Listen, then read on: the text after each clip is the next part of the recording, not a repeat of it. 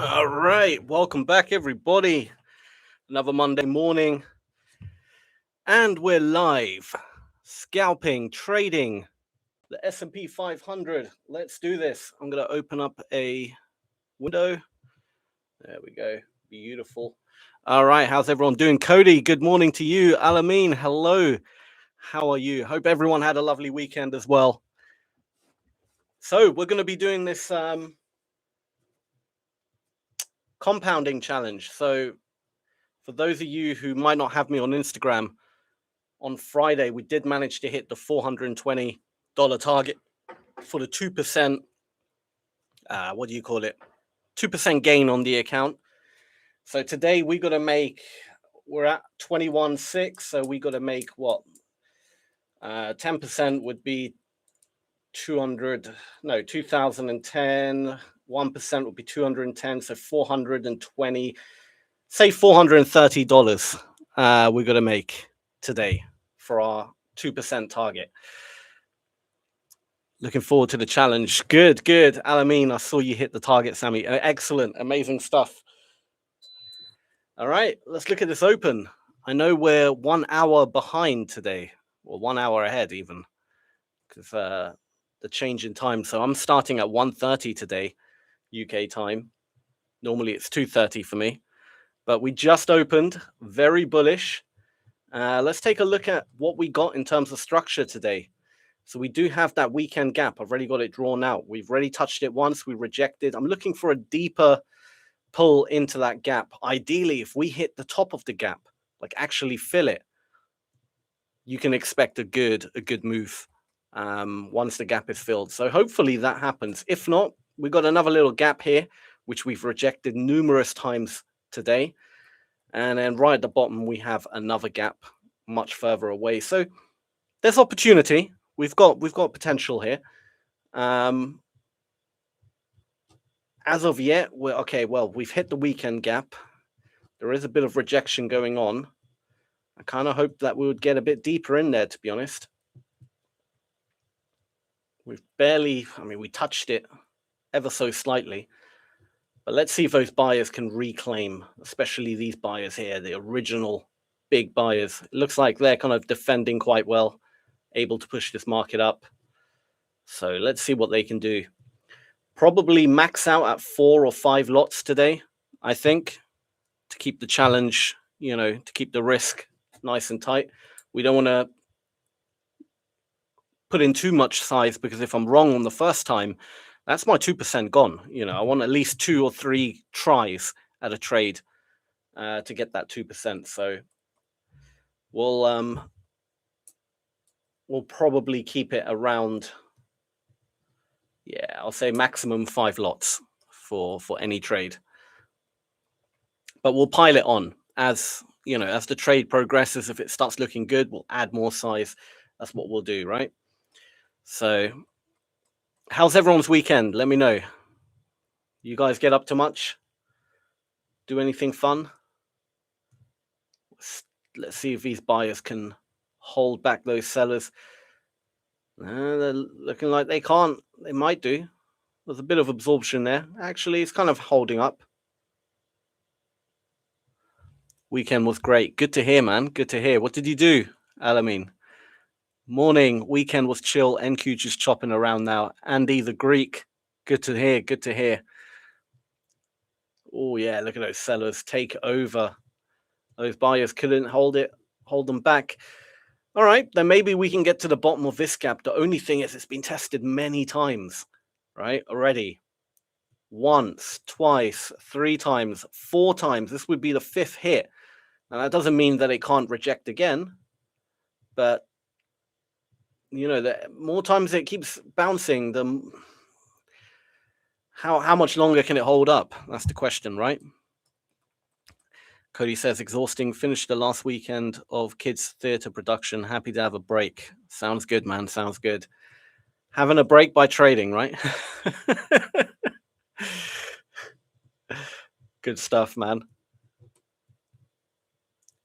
We're just chopping around. We're not really going anywhere yet. Took the madam out on Sunday. Nice. Good stuff, man. Where are you from, Alameen?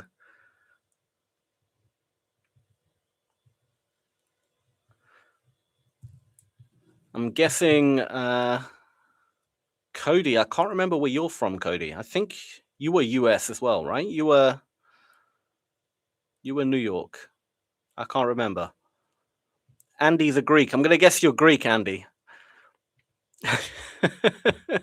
Texas, that was it. Yes, of course.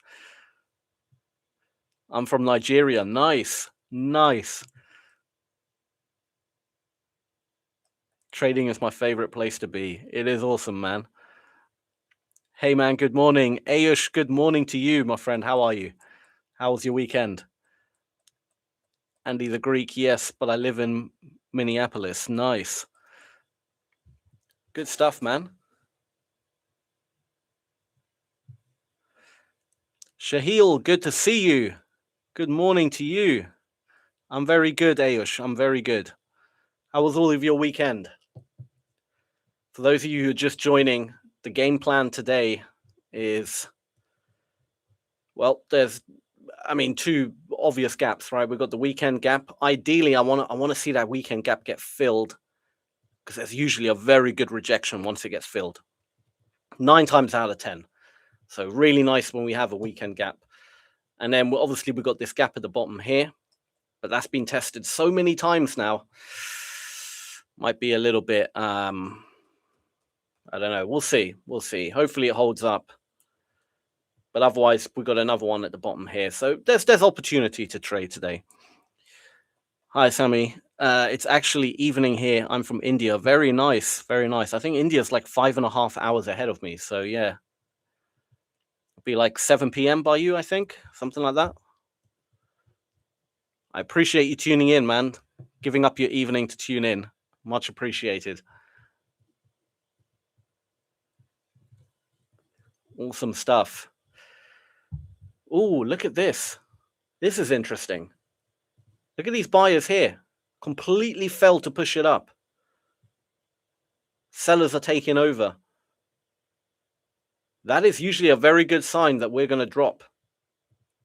That is a lot of buyers trapped. And again, more buyers here. I think they tried to come in with size to try and hold off the sell pressure, but they failed very, very spectacularly. They really failed. This is a good sign we might be dropping today. Just based on that. That's a lot of volume right there. Completely failed. Didn't even tick the market up. Really, really like a proper failure. Look at that. Now we're pushing down quite hard. But let's see what happens in this gap. This is still a gap. Yes, it's been tested 5 times. It could hold up. You never know. It could hold up. So we'll see what happens. But we need to get to one of those zones before we even think about trading. It looks like we're about to approach one. I will gear up potentially to buy in this area, but it really depends. I want to see sellers get trapped. We haven't really... this is pre-market, so the volume is low, so it's not that good of an indicator. But I want to see basically this happen, but the reverse, right? Exactly what happened here, but the reverse. So loads of sellers getting trapped and then just couldn't push it any further. Buyers come in and start pushing the market up, but I want to see it happen in here. That would be a great ideal situation. But that is picture perfect right there. That is picture perfect. Look at those buyers completely fail. All right, sellers are putting on a bit of size. Let's see what they can do here. Are we going to get a trade? We got to make $430 to hit our 2% today. Autumn, good to see you. Always bringing that energy. I love it. I think a few people haven't tuned in yet, a few of the regulars, because of we're 1 hour behind, right? Let's fucking go. I'm assuming that's what LFG means. Let's go, man. Let's do this.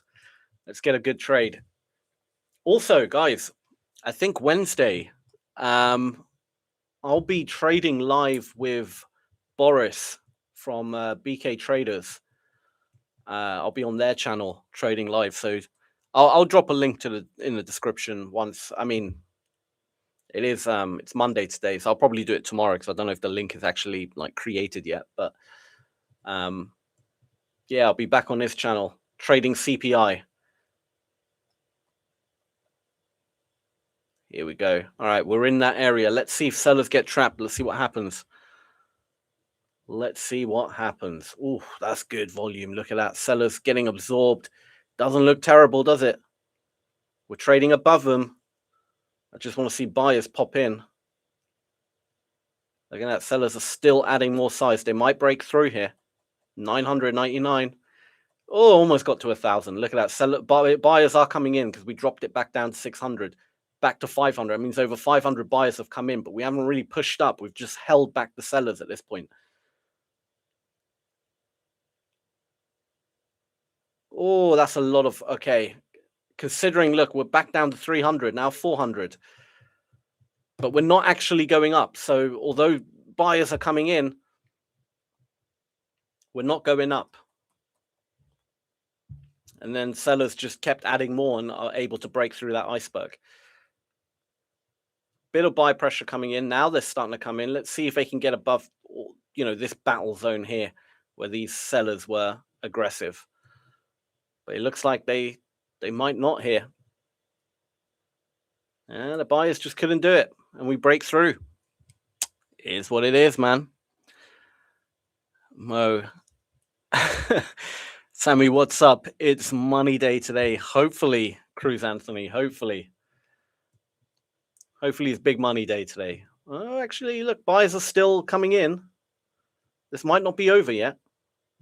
Don't write them off just yet. The buyers might have it because they're stopping the sellers. So that's a good sign.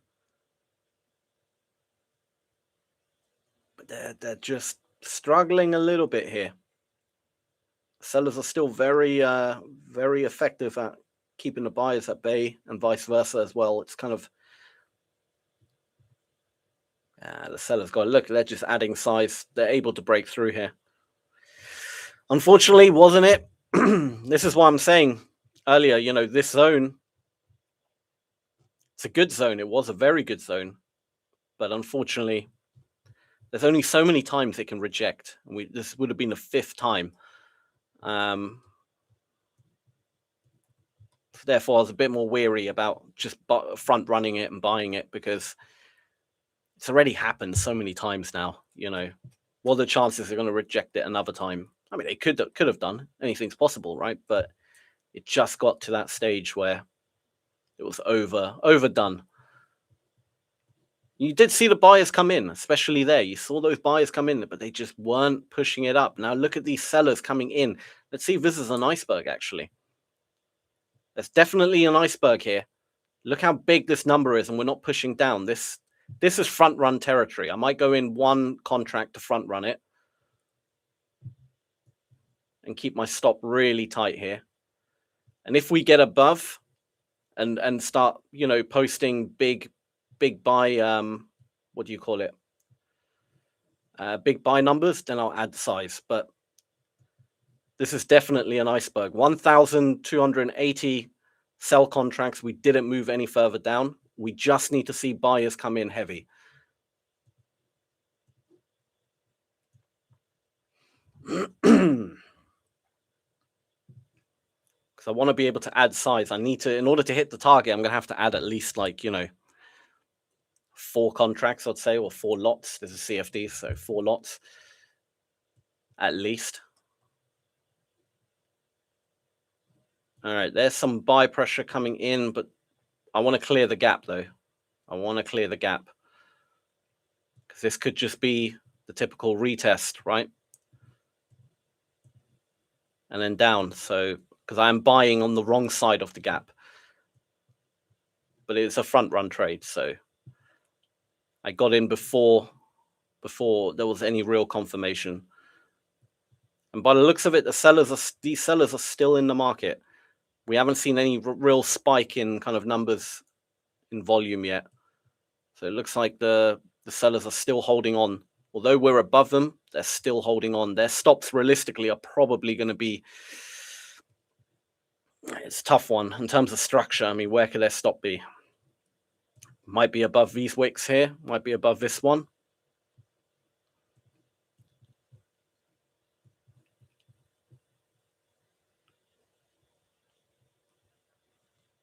Okay, I'm liking how it's greening up. I might add another contract. I'm going to add another contract. Instantly, sellers coming back in, but let's see if we can hold them off. And we need to do 430, I believe. So if we get back up to there, I mean, we've hit it on both with 2 contracts. That wouldn't be too bad, but doubtful because there's so much volume. But we'll see. We'll see. Because this is more sellers right now than it is buyers. I really need to set my stop here, don't I? Let's just do that there. Come on, buyers. It looks like they're about to fail. They're about to release these ones. We're out, unfortunately. Didn't quite manage it. It was close. They came in heavy. All right, well, then we just got to wait for the next gap, unfortunately, which is all the way down here, annoyingly. It's a bit of a trek. Oh, no, there's another one there. I completely missed that. How did I miss that gap? There's one right. Ah, you son of a... Did it reject off this gap? It just did. Then, you are the fucking worst. You son of a...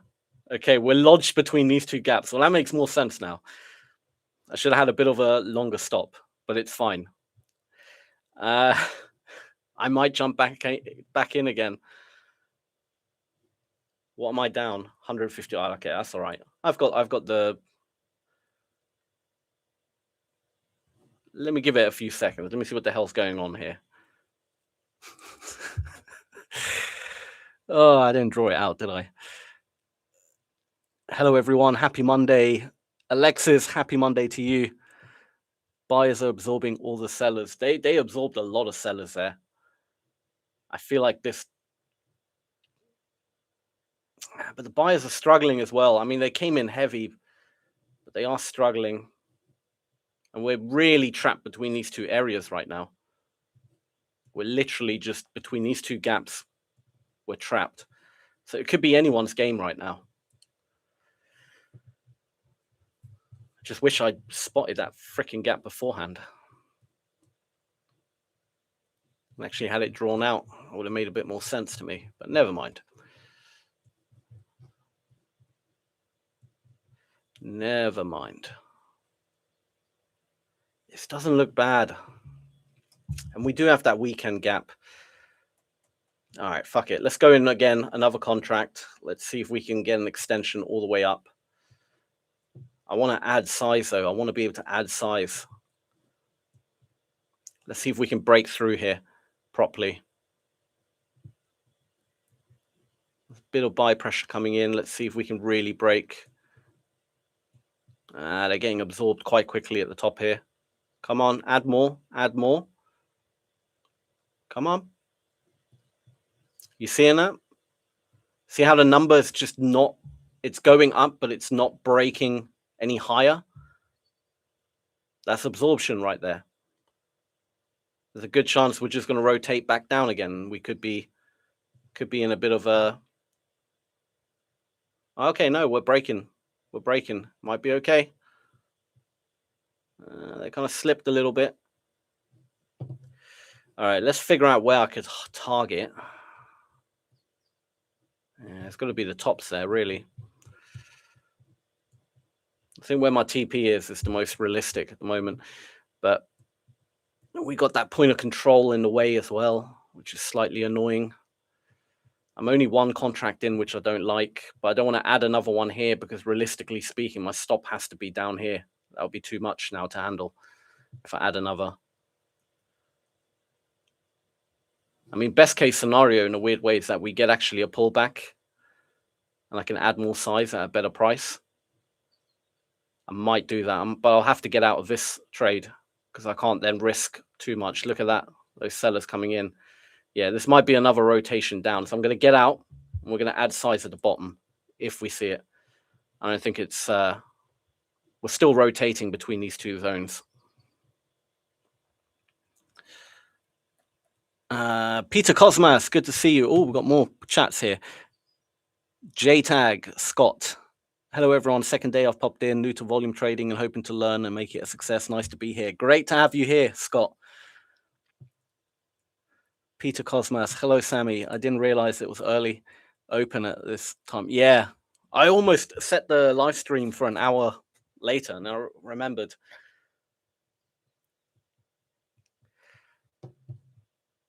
We're still trapped between these two areas. Mo, I usually trade micros. I've been trading minis by accident. It's a dangerous game. Yeah, micros are definitely the way forward, man. Especially in prop trading, micros are the one. You don't want to be doing anything but micros. Even at like larger accounts, 150 and if you want to keep the account for a long time, micros, man. If you want to make a lot of money quick, then of course minis, but both legitimate strategies, to be fair.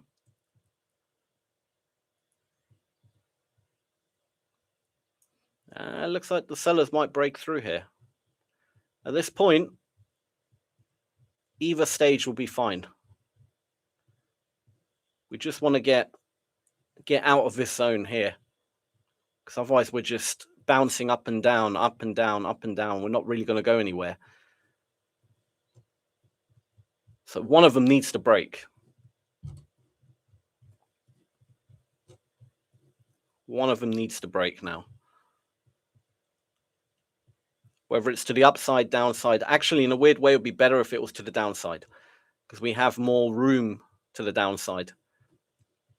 If we break on the upside, realistically speaking, we've got this big weekend gap, right? So if we break out here and we enter again, we haven't got that much potential. And then we got this point of control here as well. That's going to add a bit of a, it's going to add a bit of traffic. Whereas to the downside, it's actually a lot cleaner, the path. So breaking to the downside would actually be better.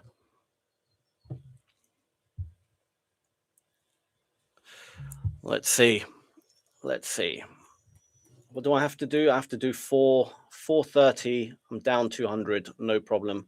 So I'm going to make like let's call it 650. That's fine. That is fine. We just need one good opportunity, like we had Friday. One good opportunity. That's all that's needed. Oh, look at that. We're just rotating up and down, up and down. Come on, ES. Give me something. In terms of the cumulative, we can have a look. Well, the cumulative is really bad. Like we started this range at negative 247. We're now at plus 20. Let's call it flat. So the cumulative is actually flat, meaning both buyers and sellers are as aggressive as each other. No one's really that imbalanced right now, meaning it's very 50-50. This could be anyone's game right now. If buyers decide to come in, they'll push the market up. If sellers come in, they'll push the market down, and vice versa. So, it could be anyone's game.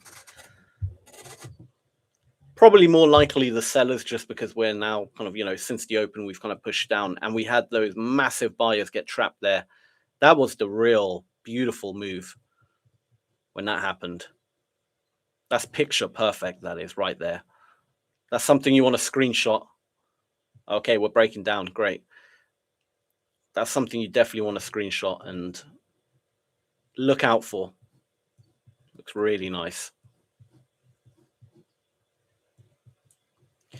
All right. So the game plan now is we wait for a pullback of some kind, and then we try get shorts. But again, look at all this volume coming in from the sell side with no follow through. That means buyers are still actively absorbing all these sellers, which isn't great. But I would be more inclined to short right now. Look at that. Buyers coming in again, just as heavy as the sellers. They're still very 50-50. Both sides are as aggressive as each other. They're not really, it's not tipping to one side yet. So buyers could very easily push this up again if they keep adding size, right? And we need that imbalance. We need that sellers coming back in, market starting to tip down a bit.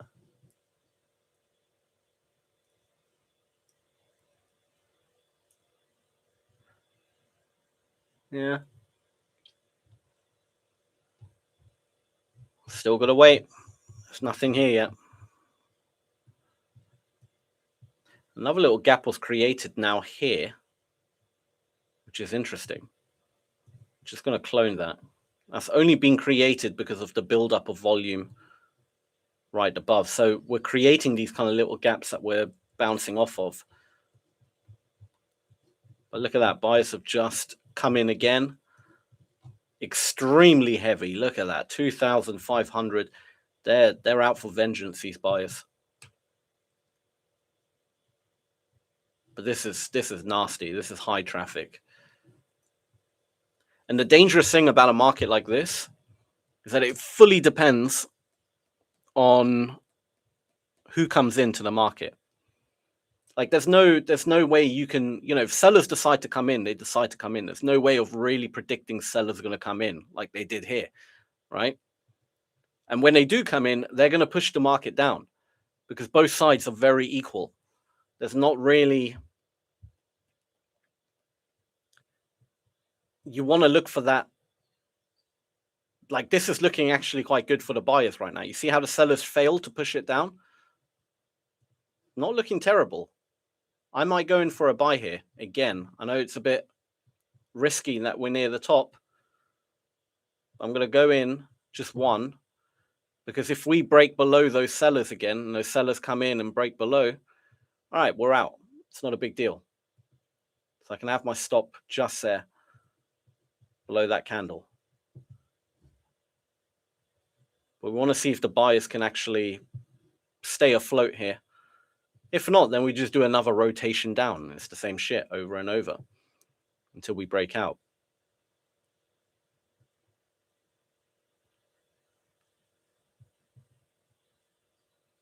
But we do need to break out of this.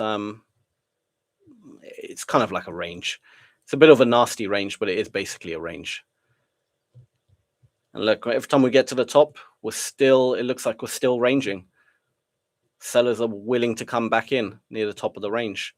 But again, we can have a stop here. We're just looking for that extension. If the extension occurs, great. If it doesn't, buyers came in quite nicely there. But they need to be able to pop out. May add another contract. I don't want to add too much size at the top. We'll wait. We'll wait for a clear break and kind of some direction, because this could just be very easily another rotation down. The only thing that's good here really are those sellers trapped. It's the only good thing. But we really want to break out of here.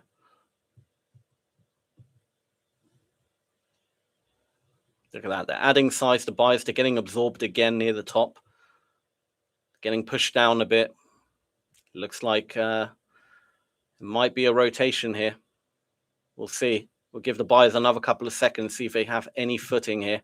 If not, this looks like we're rejecting from the top again. And it's the same shit.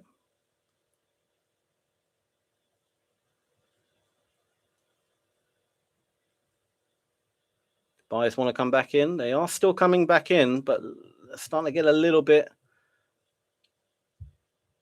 Okay, they're adding. We're pushing up as they're adding, which is good, but then sellers always come in at the top here. Just got to clear it. Still adding, which is good. They're getting pushed down every time sellers come in. Because it's a very balanced market. And look at that. Sellers came in only a little bit. And they managed to push that down. Sellers are coming back in here. Buyers are coming back in. You saw 180. Now we dropped down to, I think it was like 50 or something. We're back up to 100. Back down to 17. 200. Look at that. There's the sellers coming back in again strong. Now this is critical. If these sellers can't push it down, I'm going to add. If they can, obviously I want to get out. So they're coming in quite heavy. This right here is critical because they're adding a lot of volume. They're starting to struggle, these sellers. Come on, pop up. Then I can add another position.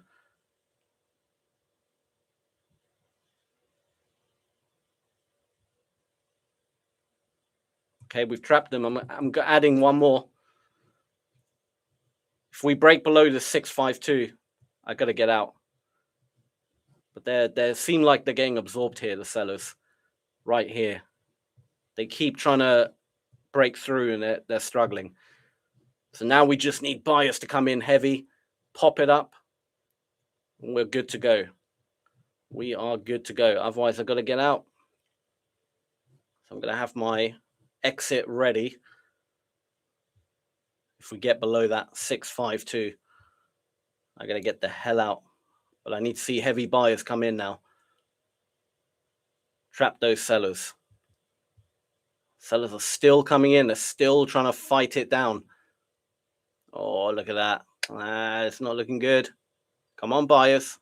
You almost had it. Come on. You were so close, buyers. Add size. There we go. 400. Add more. Add more. There it is. Another 400. Add more. Don't get absorbed here. Keep adding. Come on, buyers. They're struggling here. The buyers are getting absorbed just like the sellers at the top here.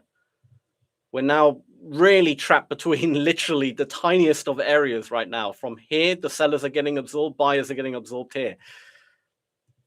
We're being sandwiched, quite literally sandwiched between the two areas.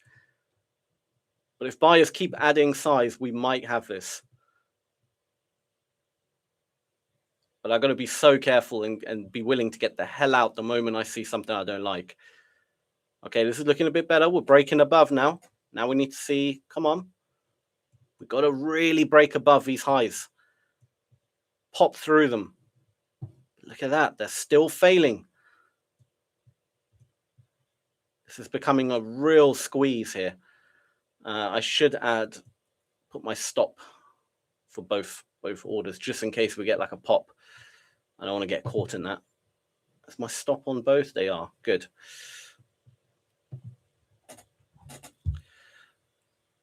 Ash, wow, nice stream. Thank you, Ash. Thank you. I hope you're enjoying. Okay, they're adding. All right. They're starting to make a bit of progress to buyers now. Really got to get above that black line. Really got to get above it, above these highs. Because this is where the sellers always want to come back in. All right, we're getting above. There it is. Now we've popped through. Beautiful. Now we've got to keep that momentum. Okay, we're going to look at where could these freaking sellers come back in. Where are they going to start defending again? And we got all that heavy sell pressure there. We obviously have this area here that I need to be super careful of. But let's keep your eye on the order flow, because the sellers could very happily come back in. I'm going to keep my finger on the exit. Because look at all those buyers coming in. We're still not really, they're getting absorbed.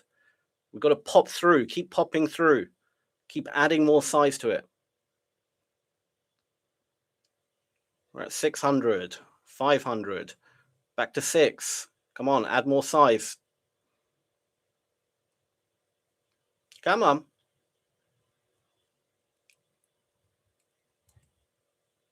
Look at that, 95, 150 from the sellers. Not good. We want to trade above them. Keep trapping them. There we go. 300, I think. 160, 130, 150, 180. Let's get that extension. Keep extending. Come on.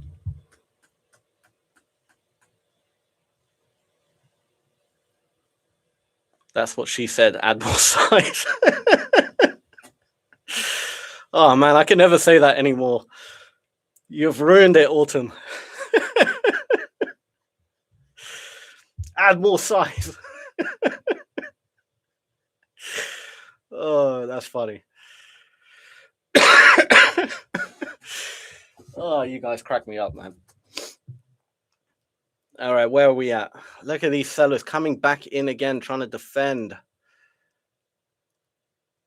Like I said, this is going to be a very high traffic area in general, but as long as I don't like the look of that. I don't like all those buyers at the top, sellers coming in below, and they seem to be pushing that market down a little bit. I want to see that change very quickly. If we don't see that change, I'm getting the hell out. I'm not happy with that. I want to see it flip very quickly. I want to see the buyers come in heavy. Look at that. Point of control's moved up. That's not good. 471 freaking sellers there. Let's get above those 400. Oh, that's bad. That's not good. Look at all those sellers coming in. I got to get out. I got to get out. That was unfortunate. Look at that. That was very unfortunate. They came out on nowhere. Dangerous, dangerous market right now, man. Because if they decide to come in, they can push this market in either direction. That was dangerous. When the POC moves up, what does that mean? Essentially, it just means that's where the highest amount of volume is. So there was a lot of volume that moved at the top here, and we weren't really moving. So that was unfortunate. What can you do? Now it goes up. Maybe it could do, but those sellers came in super heavy, man.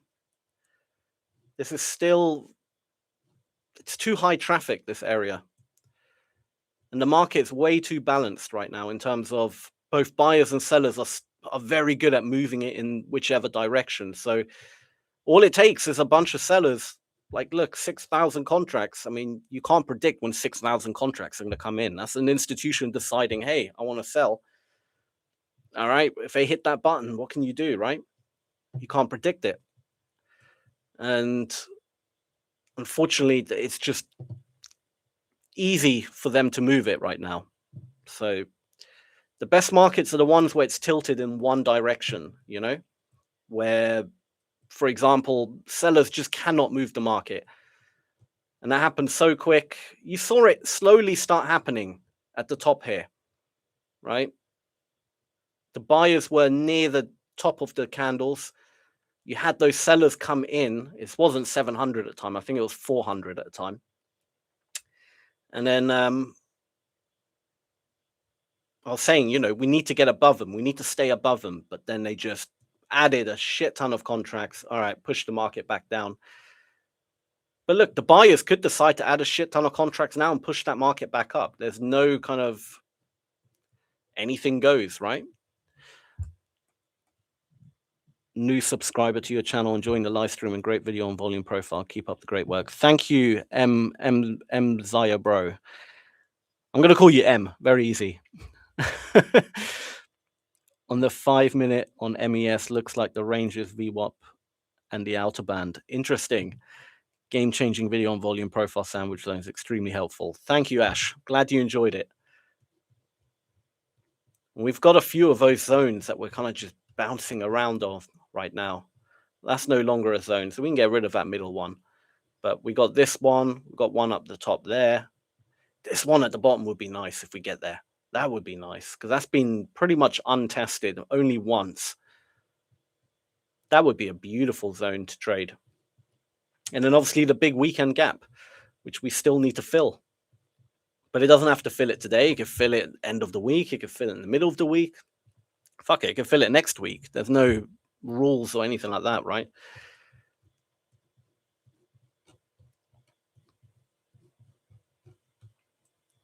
But that was very unfortunate. 6,000 freaking contracts coming in. But what does that tell us? You know, think about who placed that order. Obviously, some big institute, because it happened all in one go. That's most likely one entity, right? That placed a majority, and they placed it. And the reason a candle's so big is not because they placed, 200 here, 130 here, 700 here. You got to read it correctly, right? The reason the candle is so big is because they actually placed majority of their order quite high up, and they gapped the market. They just cleared in one go all the pending orders by limits, just were gapped with one big giant order. So this institution, you saw the majority. So they just basically whatever was available on each level, they cleared, right? So there was 700 available, 395 available, 540 available, 955 available there. They cleared every single level with one order, right? And here was where the majority of the orders were available, right? And they cleared all of them. So this institution, their average price, imagine they executed at the top here somewhere, maybe here they executed, right? Their average price is probably 662 would be their entry price now, if you calculate the average. I mean, I don't know, you'd have to actually add it all up and then work out where the average is, but let's just say roughly around there, probably. The fact that that institution was willing to go in aggressively like that means they are serious, right? And if they're that serious about it, then might not be a good idea. It might scare a lot of buyers out this market. So I can imagine we're probably going to start pushing down, just because. Would you want to buy into that now? If you know there's a big fuck off institution out there willing to add size aggressively, probably not a nice idea to buy into that, because they're going to be serious about keeping their position. So what can you do? So I'll be more inclined now to start selling after that.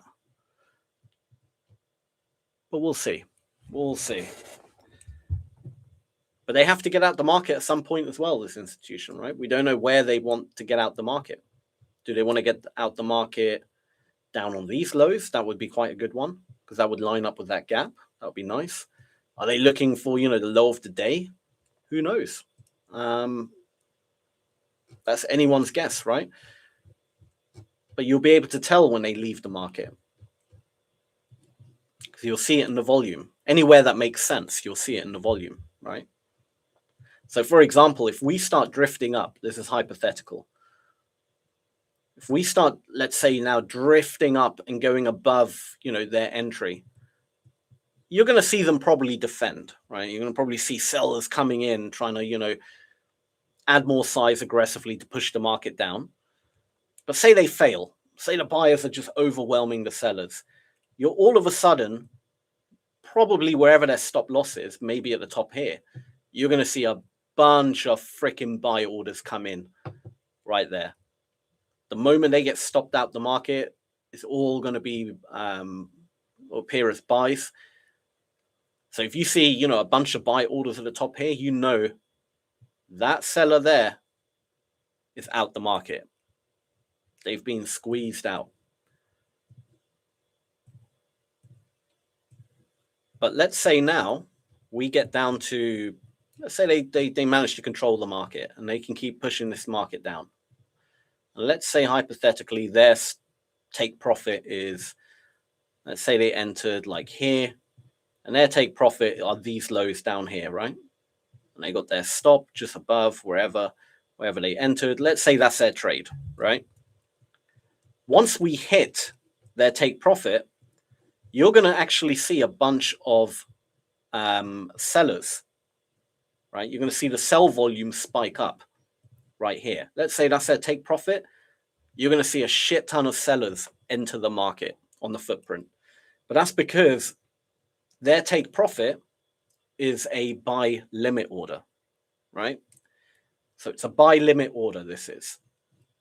But buy limits don't appear, or sell limits as well, don't appear on the footprint. They only show you the opposite side, the aggressive side. And a buy limit gets matched up with an aggressive seller. So a take profit would look like a seller. So a sell take profit will look like a seller. A sell stop loss will look like a buyer. So as long as you keep that in mind, if you see a shit ton of sellers all of a sudden, you know, appear at one of these lows, that's these guys there taking profit. And then you know, okay, they're out the market. So if we drift up and go near the entry, they're probably not really interested in trying to defend. You know, they're already out the market. They've made their money. They might jump back in again. Who knows? But like, you kind of know they're out the market. They're not that much of a threat anymore. You can kind of, you know, relax a little bit. But whilst they're still in the market, yeah, they're going to defend, especially if they've added that size. So I would expect defensive play to appear. Like whenever you get too close to home for them, you're probably going to see sell orders come in, maybe in this region here. So hopefully that happens, because then we can join them on the sell. And, you know, jump in on their trade as well. But it depends where they want to defend, right? They might not allow it to get to their entry price, right? They might want to start defending early. I mean, have we seen any real defensive play yet? I don't think so. I don't think we have. These are people obviously, you know, trying to jump in on the trend. They're like, oh, it's all going down. They got in a bit late, but they're still, I would imagine a few of these people got the hell out the market the moment we start drifting up. You see how we just kind of spike up that 482, conveniently above that candle again. That's probably some of these sellers here getting nervous and exiting their position, basically. All right. You can see a lot of these sellers who got in late getting essentially stopped out, or they're closing out of their position. One or the other. It's the same thing on the footprint. But we're starting to approach this big seller. Let's see what happens. That's where it gets interesting.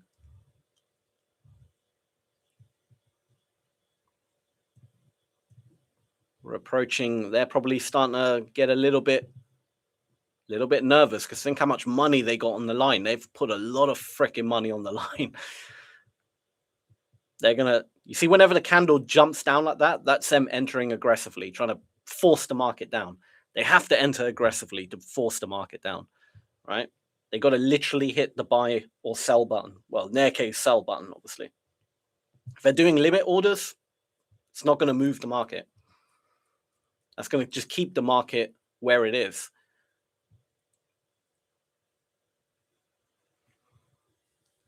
So we're starting to see bigger numbers on the buy side. That's just a lot of sellers probably getting squeezed out here. But look, they're entering quite aggressively. This is, but I do want to see what happens near their average price. Their average price is probably around here, I would imagine. Because I believe they executed their original order. I mean, you might be able to, you won't be able to see it. TradingView doesn't show it quite like that. But yeah, you can kind of see where they probably executed their original order was around here. It's where they actually hit the sell button for a big order, and it just gapped the market. You see all those zeros? That's just them getting gapped. They're just wiping. They just wiped out every limit order available, and there was no. Literally, it happened so quick. There was no buyers who could aggressively enter. You know, it just cleared the book. So let's see. Now that we're getting close to them, let's see what happens here.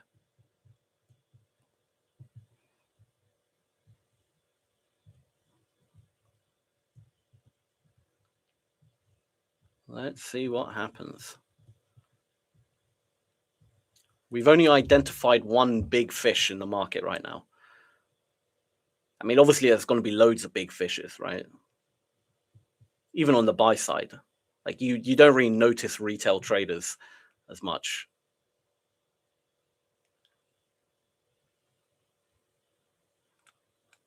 Let's see if these numbers start spiking on the sell side soon. You could probably see it better actually on the buy and sell, to be honest. And if you keep your eye on the sell, just see if the numbers like jump up in big stages, you know, like right now it's 52. Imagine it just jumps to like 200.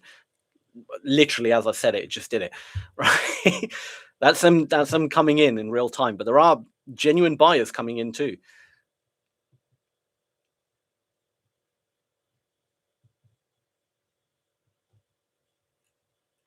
But you also got to question, how much money are these guys willing to risk? If it starts failing and they're not able to push the market down, they're going to get the hell out the market.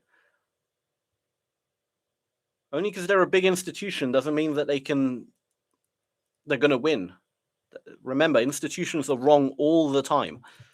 They're constantly wrong because they're not battling retail traders, they're battling other institutions, right? So it's like, imagine just a bunch of retail traders battling each other. Even if a guy's rich, there's plenty of rich retail traders out there, right? They could still outbid you, and they're coming in heavy. Look, they're still defending. Again, you see how it's all zero here? That's because they gapped the market. They're coming in strong. Look at that. Those freaking sellers, they're still, that guy is still waiting. He's still at it. He's not letting it go. He wants this market to go down. I say he as if he's like an individual, but they, I could say. Obviously like a... But I got to give it to the buyers, man. The buyers are doing very well. Holding off, you can just tell it's almost like one institution versus everyone else. It's a very it's a close fight.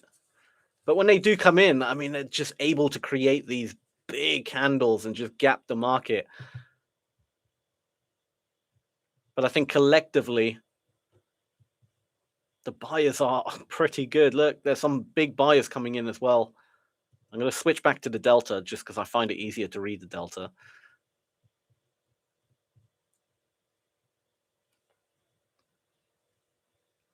I think these sellers, let's see if they get spiked out. If you see a huge amount of buyers come in, you know that's them getting the hell out the market.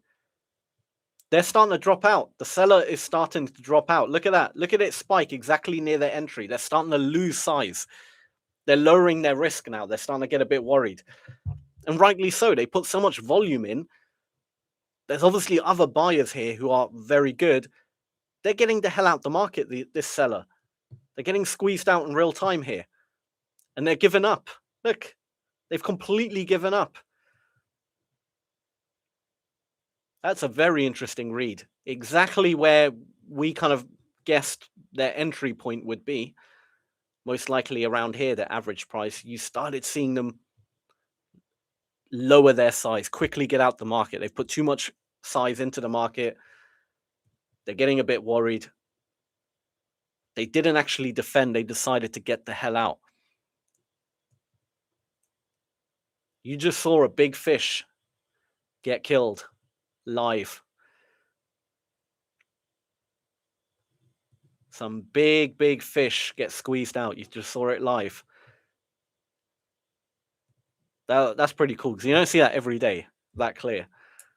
I mean, it happens every day, but you don't always see it that clear. Because most of the time, institutions don't make their positions that obvious and that well known. They usually enter passively. Not only does it guarantee them a better price, because if this guy entered just passively here, right, and just did a bunch of sell limits, all you'll see is a bunch of buyers coming in, but the market is not actually going anywhere, and they just absorb all those buyers. Then they enter a bit aggressively and push the market down. That's what they normally do, right? And then their actual entry price would be up here, a much better price. But this person was just didn't care. They just went in all in one shot, really aggressively. No idea why. They were adamant, and they've been squeezed out. Now that doesn't mean I'm gonna go in for a buy yet, just because I know you got some crazy motherfucker right here. You never know. They might just, all right, I'll enter again. I don't know. I don't know what this guy is thinking and what his game plan is, but he's obviously not scared to enter in size. I'm gonna kind of hold off until, I don't really want to be in this area and get caught out. Because if he decides to just enter again another couple of thousand, boom, you get one of those candles, and then, oh, okay, only because they're getting squeezed out doesn't mean they're finished. Because they didn't really lose money as such, right?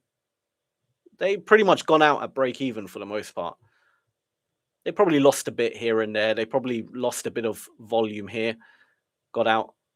But for the most part, they're probably still holding some of their position as well, a smaller amount, to see if they can. I think I figured out their game plan. I think I figured it out. So, this is just a theory, but this is what I think is happening. That seller, all right, they went in really aggressive, really early, right? Pushed the market down. Now they're having a bit of trouble. They decided to drop off a bit of their position here, but they still kept some of it, right?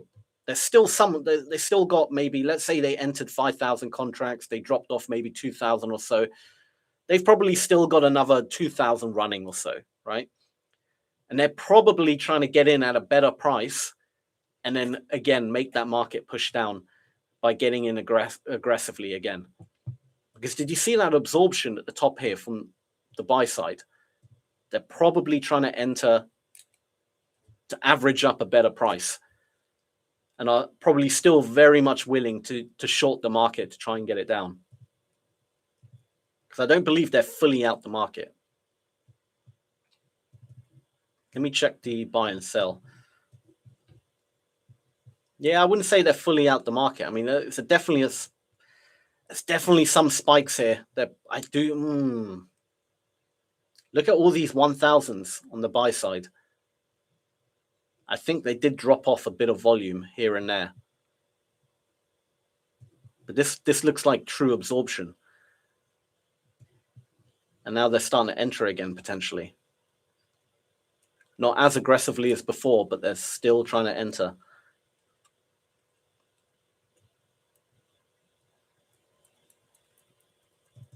I think they're still in the market. They haven't given up yet. They got out so they can enter again at a better price. That's all they've done, which they effectively kind of have. Sneaky. Very sneaky. Peter, good to see you. Hey, Sammy, everybody. Bloody NY hours changed there. Yeah. It's all right. You didn't miss that much. Raymond, good to see you. How are you? Oh, yeah, I can see the viewership has spiked up now. A lot of people came an hour late. But that's absolutely fine. I almost came in an hour late as well. I was about to set it for 2:30 UK time. And I was like, wait a second. Clocks changed, didn't they? And I double checked. This whole thing we saw today in the morning, this has been super interesting. Unfortunately, not very tradable because you got some psychotic seller here. He's got way too much money trying to control the market, so it becomes very dangerous to trade. But it's been super interesting just reading the story, right? Like really just reading it in real time, figuring out what is actually going on and trying to figure out what their game plan is. I think they're still very much in the market. They only got out so they can get in at a better price, which they have. And they're going to now start drip feeding more and more size to try and push this market down more kind of progressively rather than one big chunk. I think that's their game plan here.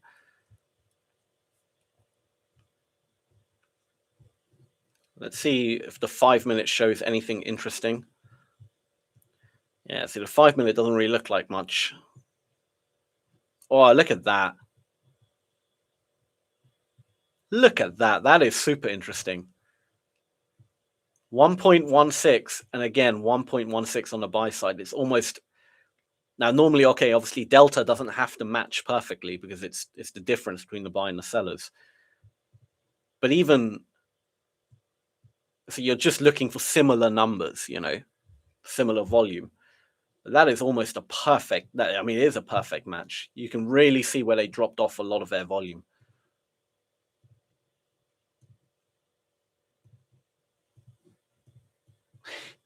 Are they going to get squeezed out again?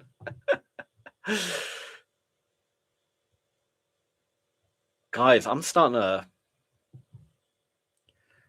switch. I'm starting to think the buyers might have this. Because even with this seller in the market, the buyers they're not being bullied. They're really not being bullied. They're not allowing the seller to make much headway here.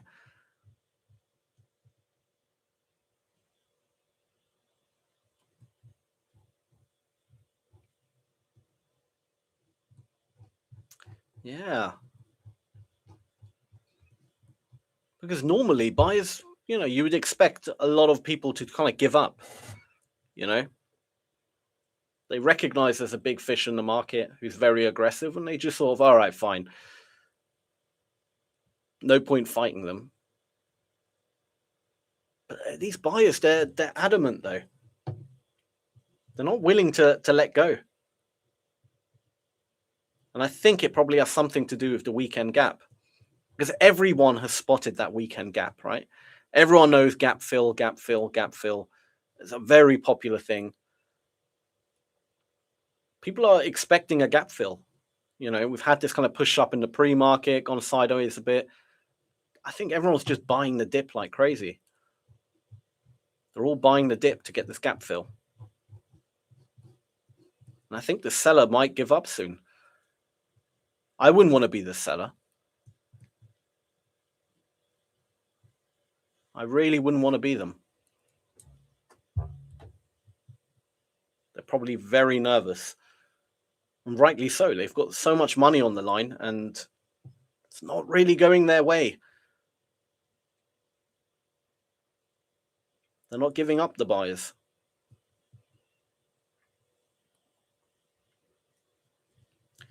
I just want to see the cumulative on this kind of push up that we had. 4.7 and then we got to 1. Interesting. Yeah, this looks like the buyers absorbing a lot of the sellers here. Like, just look at the cumulative, right? And this candle here, we closed at 4.7 to the buyers, right? 4,700 cumulative delta. And then we dropped down all the way down to, say 2.4 to the buyers. So the sellers put in an extra, 2,400. But now we're drifting up. And it's actually still more sellers.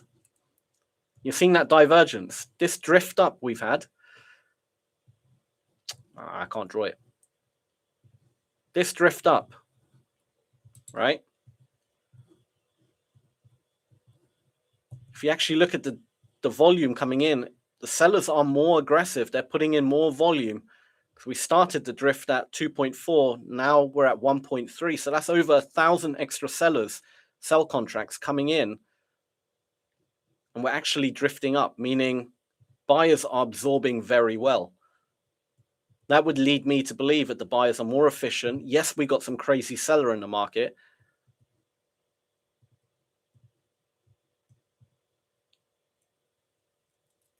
That would lead me to believe this might go up. I'm starting to itch at potentially entering along again.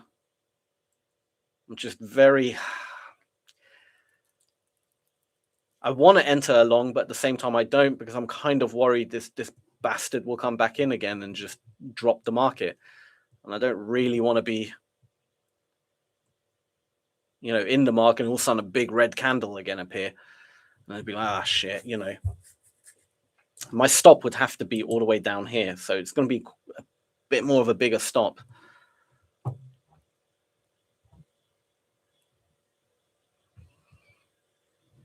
Or do I wait to clear this whole area?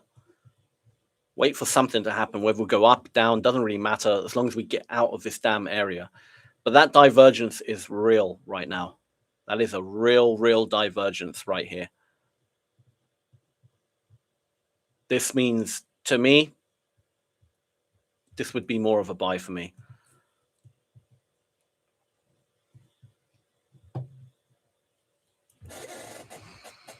I am itching to buy. I'm not going to lie. I'm really itching to buy here.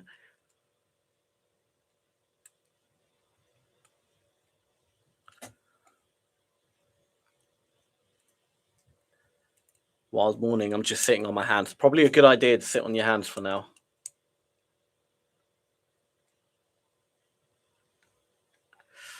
Probably not a bad idea.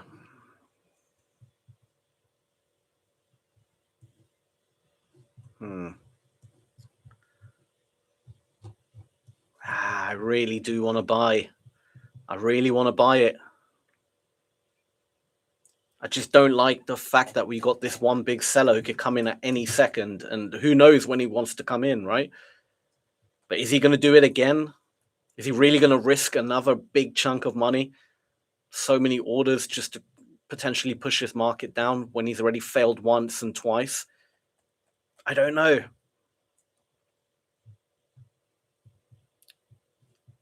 This is an age-old question. How crazy is this person? How far are they willing to go? I don't know. I don't know who they are. I don't know how much money they have. Like, it is going up quite nicely. It doesn't look like they want to do it anymore. I think that seller is well and truly out. I'm not going to cry over spilled milk. Yes, I did want to buy it, but I was a little spooked by that seller. I would rather we wait, be a bit more cautious here. On a normal condition, if there wasn't that guy in the market, this person, absolutely, that divergence, I would happily buy that. Just the sheer fact that we're drifting up and there's so many more sellers in the market is generally not a good sign for sellers.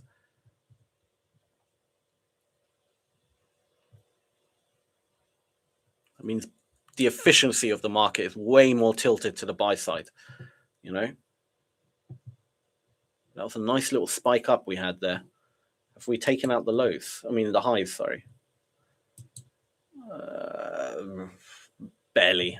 I wouldn't really call it we truly took it out, but we kind of did. So where is this guy's stop loss going to be? It's probably going to be above, you know, if he's still in the market, it's probably going to be above that black line in that area. Let's see if we get a huge spike in buyers. We can look at the buy and sell. Was there any massive spike in buyers? A little bit of a spike on the black line, but nothing too crazy. That's if they're still in the market. They would have dropped out a lot of their size. We know that they dropped out a lot of their size already.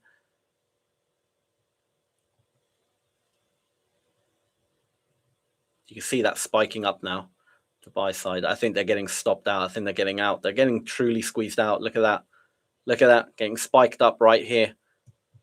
Limits being triggered. Over 1,000. Yep. The seller is out. They got squeezed out, I think. They're gone. They're finished. Finito. And look, the moment they were cleared, the market shot up. They're gone. All right, well, that seller is out the market, ladies and gentlemen. They've been squeezed out.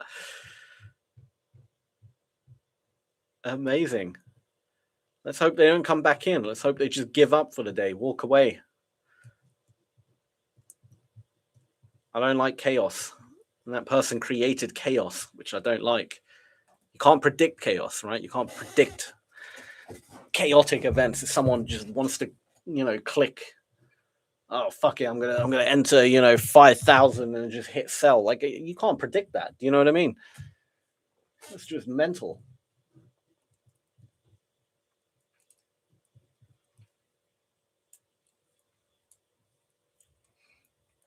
BlackRock never walks away. That could have been BlackRock. Who knows?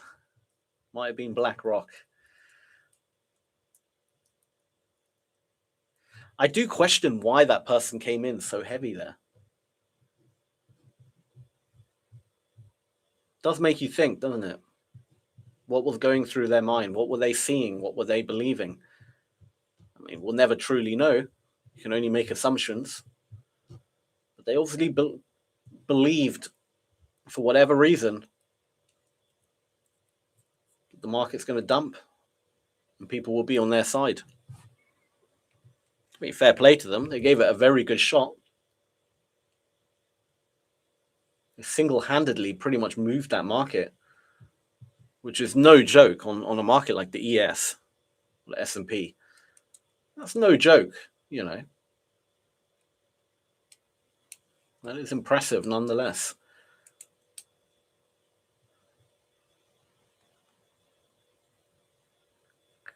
All right, new game plan. What are we going to do? I'm going to assume they're out the market. And if they're out the market, I'm going to assume they probably don't want to re-enter just yet. We're already near the highs now. I wouldn't be surprised if we revisit the highs. I think that's perfectly capable. Perfectly fine. No, we got the high actually up there. Didn't even spot that. There you go. And then we're in that weekend gap.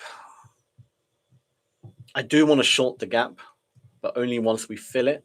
So we're quite far away. What we can do is buy it on any pullback. We can do that. We can look at buying. As long as it looks decent. What is this area here? Why have I got this highlighted? Ah, those were those original buys that got trapped right at the beginning. I think that's long over. I don't think that really matters that much anymore. I can't imagine that would be doing much anymore. I mean, it's doing something because we're there and it's kind of stopping the market, to be fair. But I think that's just other people spotting it as a potential area to short, and you're getting some shorts coming in, or you're getting people taking profit. You're getting that kind of play, but I don't think it's a true move in terms of, oh, this could be the where the market floods down, because it's already over, and you're seeing these sellers come in, but look, they're not really doing anything. They're not able to get it any lower. They're coming in, they're just kind of pushing it a few points down, but then they get absorbed, and buyers again trading above the sellers.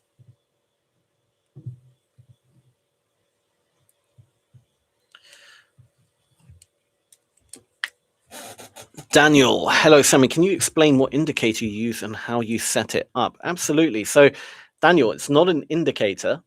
It's actually a charting type called volume footprint, right? You do need the premium version of TradingView. What I can do is I actually created a video on my channel that shows you the setup. So I'll just pull that up the channel real quick and point you to that video really quick. So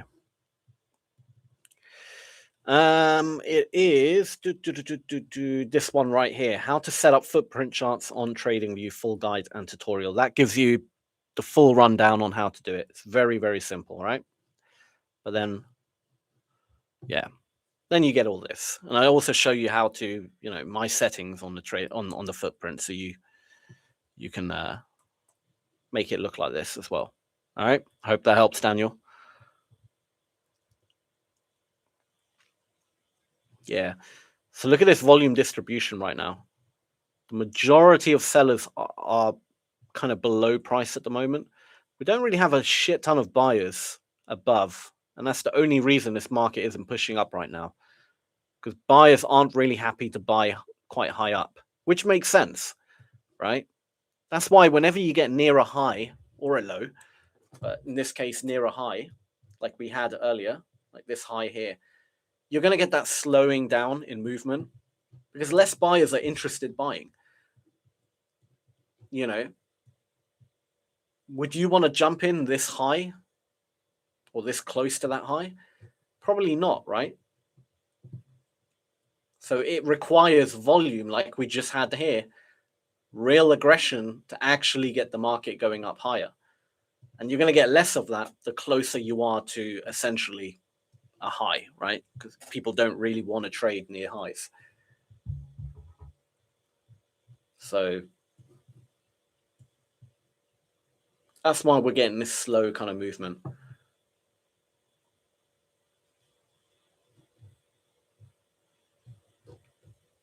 Because realistically speaking, you know, if you jump in, like your stop's going to be there. You take profit maybe at the top here somewhere, wherever the high is there. It's like it starts becoming a bit, you know, becomes more risky, your trade. So you just need those first few risk takers like these people here who are willing to just jump in and actually get this market up. Once you get that, great. Then we can start pushing up. David Jack, I sold 5 contracts and add more after 40 points and put stop loss break even. I don't know how the F I booked a $500 loss. David, it's been a crazy one, man.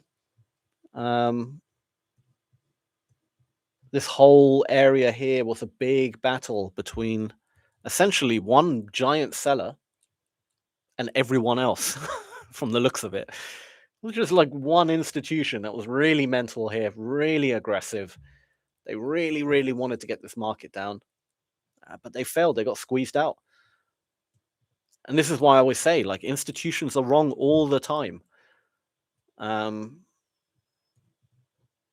Like, yes, you want to follow smart money. You want to follow the big guys, of course. But only even if you follow them correctly, there's no guarantee that your trade's gonna work out. Like, institutions lose all the time. But this person had good risk management in terms of you can actually see where they got out, right? Their average entry price was around here. You can see them literally exit at break even, a big chunk of their orders. They come in again, and you know, you can see them getting stopped out in their last little bit. So they didn't actually make that terrible of a loss, right? Yes, they didn't win, but they handled their risk quite well, right? And they're probably looking, you know, for the next trade. Who knows where it'll be, when it will be. But they're probably now going to wait and be a bit more patient, and they'll find their next entry and boom, come in again. Maybe they flipped. We don't know. They might have flipped here. They might have said, actually, let's see if we can get this market up, and entered here. It could be the same people. We don't know. But look at that. See that 1,111 that just spiked there? This is take profits right there. I'm going to draw a little box on it.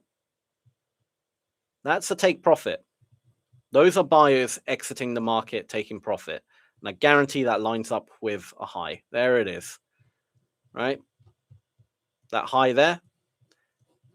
Everyone who was in a successful buy position, regardless of where they entered, wherever it is, the obvious take profit is the last high. That's why we got this spike in buyers right now appear, because these are buy take profits getting triggered. All right, imagine you entered, I don't know, here somewhere. You had your take profit there. Your take profit order is a sell limit order, remember? So a sell limit gets matched up with an aggressive buyer. Therefore, it appears as a buyer on the footprint, but it's actually a take profit. Is why that spike happened.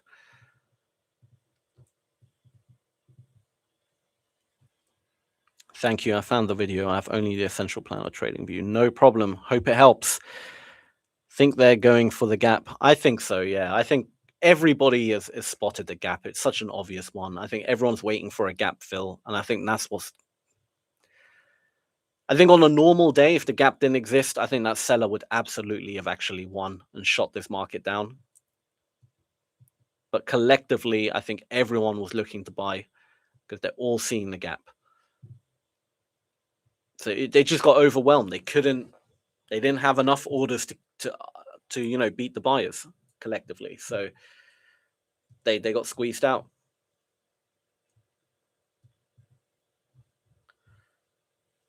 I mean, I think most people are waiting for a gap fill. Get to right to the top of the gap, and then you will see a lot of sellers, I think, come in. I think you will see a lot of selling happening. Because we're at the start of the weekend gap. We're near that high. So naturally, a lot of buyers just exited. We know that, right? Because we saw that spike in volume right there. That's a lot of buyers getting the hell out, taking profit, makes perfect sense. So there's a bit less buyers in the market now, right? So you might get a few sellers selling the high, obviously. Makes sense as well. Doesn't mean this market's going to drop down. I mean, it can do, but there's less interest right now to buy just because we're so high already. Most buyers already left the market. Not most of them, but a lot of them have already left the market. So that gives a bit of an opportunity for sellers to try and push us down a bit.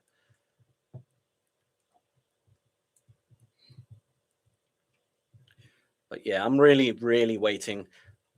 And obviously we got, again, there's going to be take profits at the top of this high. That's another obvious one, right? We've had a bunch of people exit the market on this high, taking profit. We're going to get a bunch of take profits here. So you're going to get the same shit happen. You're going to get maybe a little drift down. But as long as people are still happy to enter and keep buying this market is going to keep going up, buying the dip, right? We're seeing that. People are buying the dip. These are fresh buyers right now. This 400 you're seeing. These are fresh buyers coming in. And we know they're fresh buyers because we've already hit that level, right? We hit it there. If they would take profits, they would have been triggered here already. But they're not. These are now fresh new buyers coming in, trying to get this market up. That buy aggression is still very much there. So I believe the market will still drift up.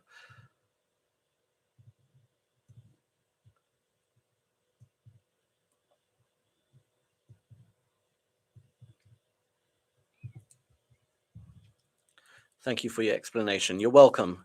It helps to understand what is happening in the chart. Absolutely, Daniel. Absolutely. It really is a story. Honestly, the market is just a story. Everything happens for a reason. And yeah, sometimes it's difficult because you got to remember there's like millions of people playing this game right now. That's essentially what it is, right? And the majority of people you don't even notice. Do you know what I mean? You don't even notice retail traders because there's so little.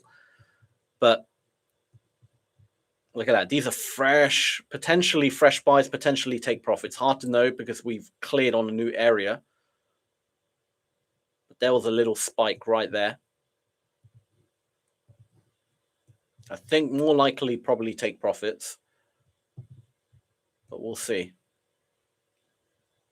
The reason I say that is just because there was no follow through after. There was no real buy aggression. And as we're back in there, we're not really seeing buyers come back in. If they were fresh buyers, I think if buyers are happy to buy here, why aren't they happy to buy here? Do you know what I mean? I think those are, again, a bit of take profits happening.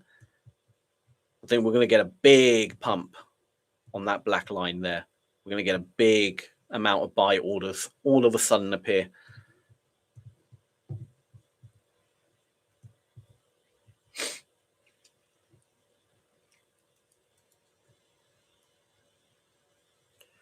It's pumping. Raymond, it's pumping. Yes, it is.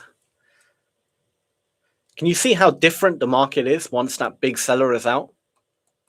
Look how different it moves. Look at the volume, how different it is all of a sudden. Such a calm, easy market now, right? Nice and calm, relaxed, nothing to worry about. You could hold, if you got in at the right time, you could have held this trade quite easily. But earlier, when you had that one crazy aggressive seller, you know, it was just dangerous, really, really dangerous.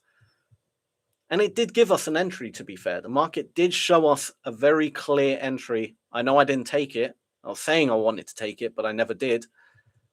Was that divergence right there? And the only reason I didn't take it was because I wasn't sure if that seller was still in the market or not. Because they could have very easily come back in and just, you know, we get one of these crazy candles again and you're out, you know?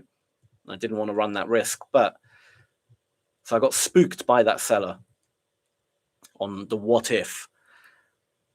But look how nice the market's moving now that they're out the market. They're not interested anymore. They're not willing to sell.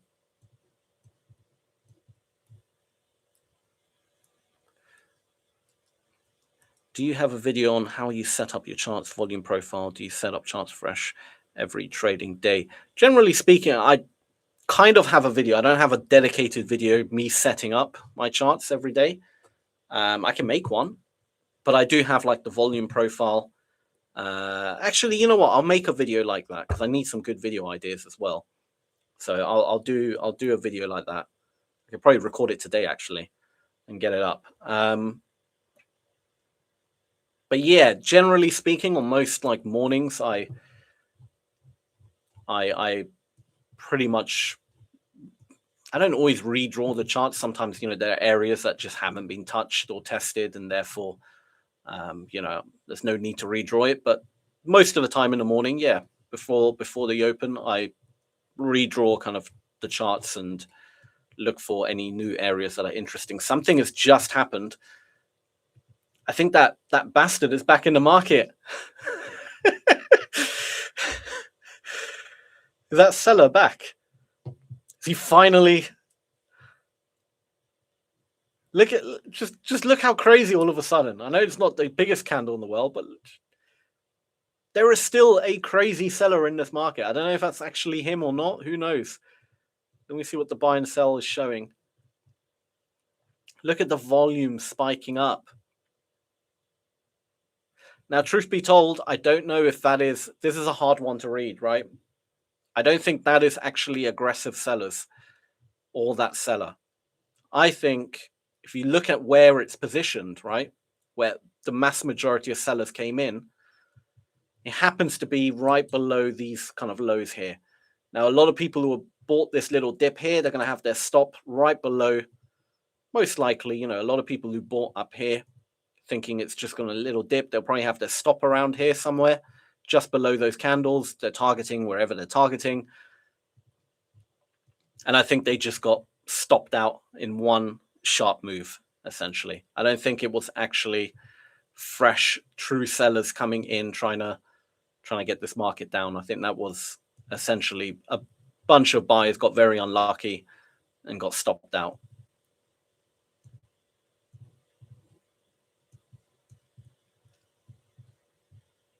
But I didn't actually see what happened at the top here because I was zoomed out. But it would have been quite interesting to see at the time.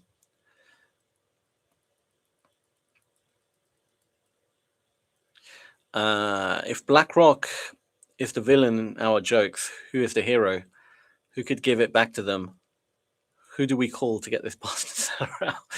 No one.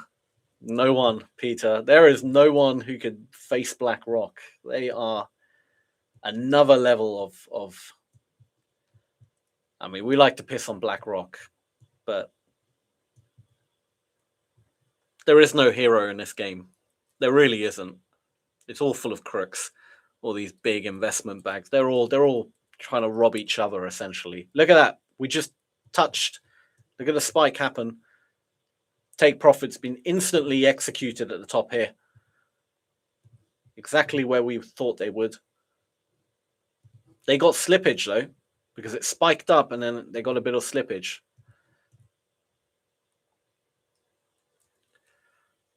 Have you taken a trade yet today? I hopped off to enter one before. Ayush, I did take a couple of trades earlier on, but I got a bit unlucky. I think I bought here somewhere. It was going well, and then this freaking seller came in and just wiped me out. So I am still waiting for a good trade. but I want it to go a bit higher. I don't want to sell yet. I am looking to sell in this gap, but not yet. I want to see when the sellers really take over and buyers get squeezed out. I mean, this usually would look good, right? This is usually the setup, right? For a short. You see a bunch of buyers get trapped. Sellers are now trading below with a lot of volume. The only reason this isn't really the true setup, in my opinion, is because we know those are take profits, right? The only reason those buyers spiked up is because people are taking profit. That's it. It's not actually, a genuine move or someone getting squeezed out.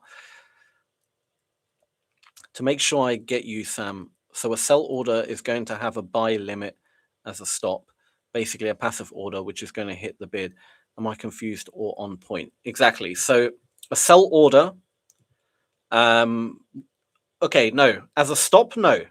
So let me draw it out for you, right? Imagine that's your order. So if you entered aggressively, which I'm assuming you did, so if you actually hit sell, your actual entry is going to look like a sell, right, on the footprint. Now your stop loss is a buy stop order. That does not appear in the book. You can't see it in the depth of market. Buy stops and sell stops you do not see, right? But when they get triggered, they get converted into market orders. So your stop loss will look like a buy, right? On the footprint. It will be like a buy order. Okay, so a B. Your entry will obviously look like a sell, but your take profit, this is going to be a buy limit order, and that will be in the book. Okay, you'll see it on the left-hand side of the book, right? Your buy limit. That, when it gets triggered, gets matched up with an aggressive seller, so that will actually appear as a sell on the footprint, right? So that is how it works for sellers, and for buyers, it's the other way around, right? If you're a buyer, your entry will obviously look like a buy, right? So that will be a buy. I'm really bad at drawing this. There you go, kind of like a B. Your stop will look like a sell because that will be a sell stop, and your take profit will look like a buy because that will be a sell limit. All right. So remember, screenshot that. That kind of helps you, hopefully, on how to read the footprint. I know you'll get used to it. Don't worry. Like, as long as you do it enough times, you'll then learn to read it and you won't have to think about it anymore. And then obviously, you got to just match it up to where it makes sense, right? Like, we know those are take profits because we're going up. We're near that high. All of a sudden, a bunch of buyers appear. It's going to be take profits, right? If we just take out someone's low or where a lot of people entered and where their stops are going to be, like these buyers where their stops are going to be, like around this area here, and that little candle just sort of took you out, and we see a bunch of sells spike up, yeah, it's going to be, buyers getting stopped out, and just wherever it makes sense, as long as you line it up with structure, then all of a sudden it makes sense.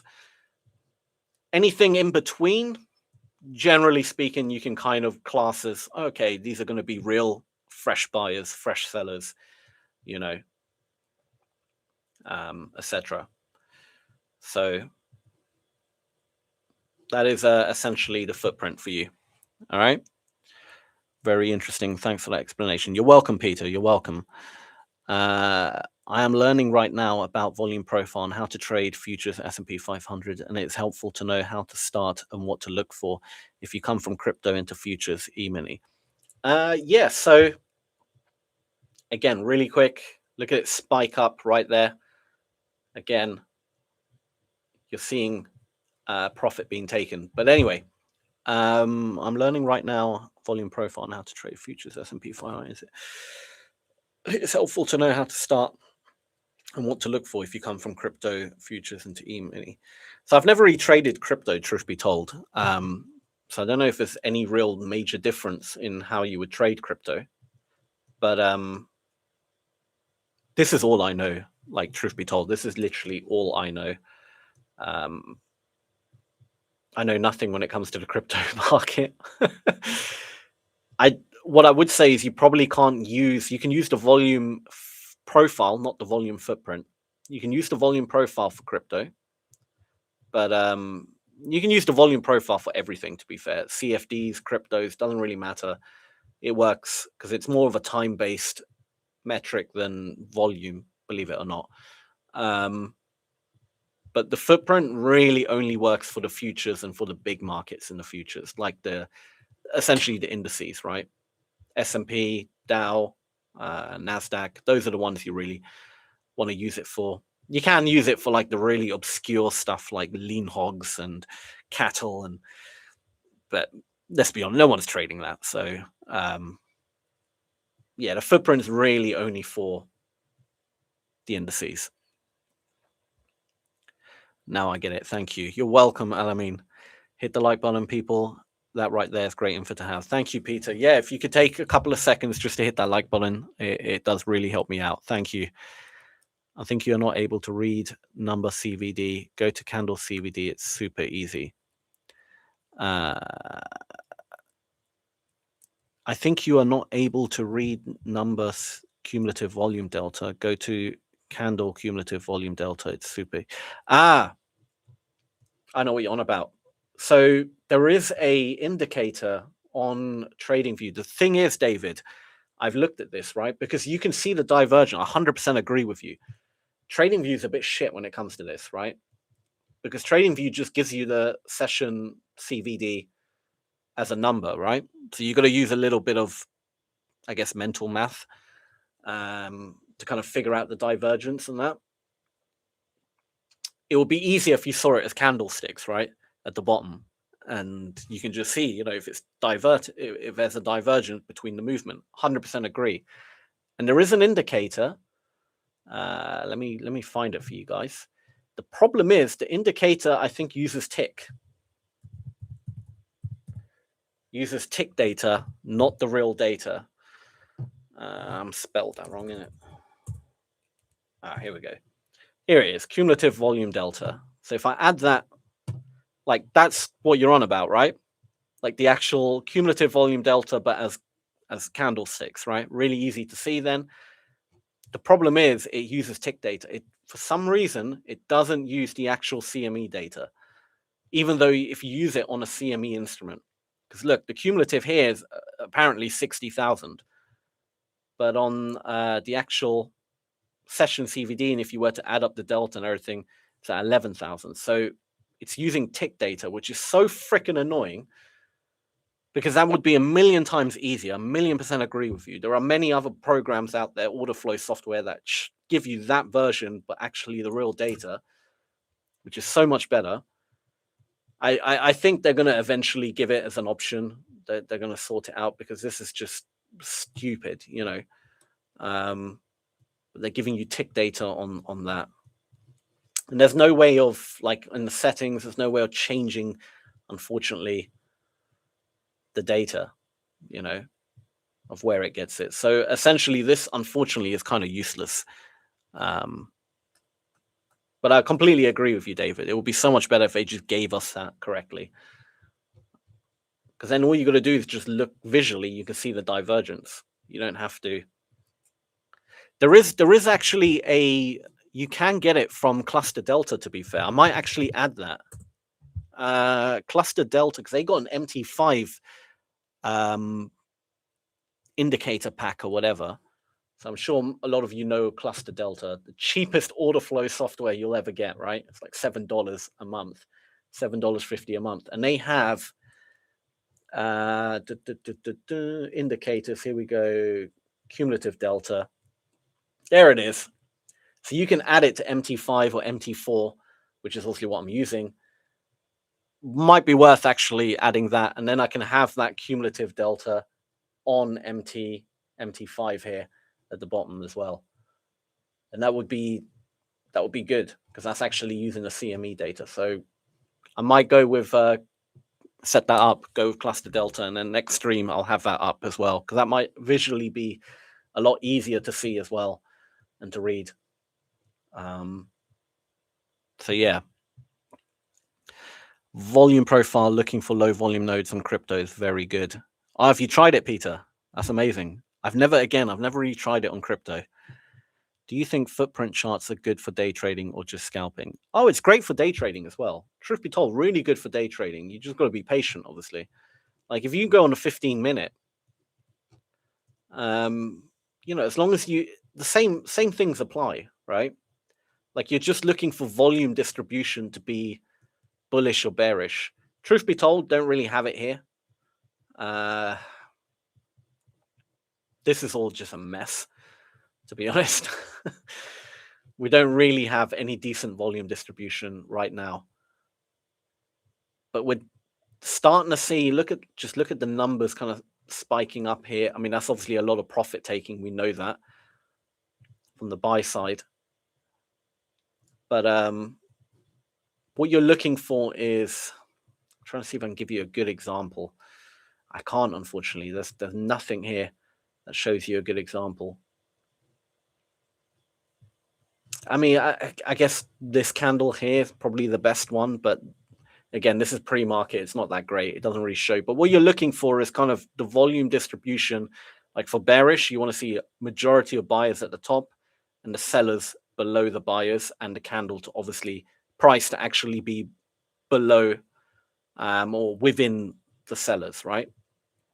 If you see that kind of volume distribution on a higher time frame, that means a very bearish market. And for a bullish market, the exact opposite, right? So this is like the idea for the bullish market. You're seeing majority of sellers at the bottom, buyers at the top, and the candle is bullish. That's a very bullish volume distribution. Now, obviously, we were kind of in a ranging market here, so, and it's pre-market, it doesn't really have much. You're looking for, I mean, you can kind of see it here, but it's just not, it's not good. Maybe on the 5-minute, you might see it a bit better. I think on the longer term charts, you'll probably see it much longer term, but you can kind of see it on the 5-minute a bit better, you know? But truth be told, today is not, it doesn't have the cleanest volume distribution. The only clean one is right here. That's like a very clean kind of, lots of buyers at the top, all the sellers stuck at the bottom. Nice, good bullish candle. That's a very clean 5-minute candle there. But I would say it's better for scalping as a whole. But you can absolutely use that in conjunction to like big areas.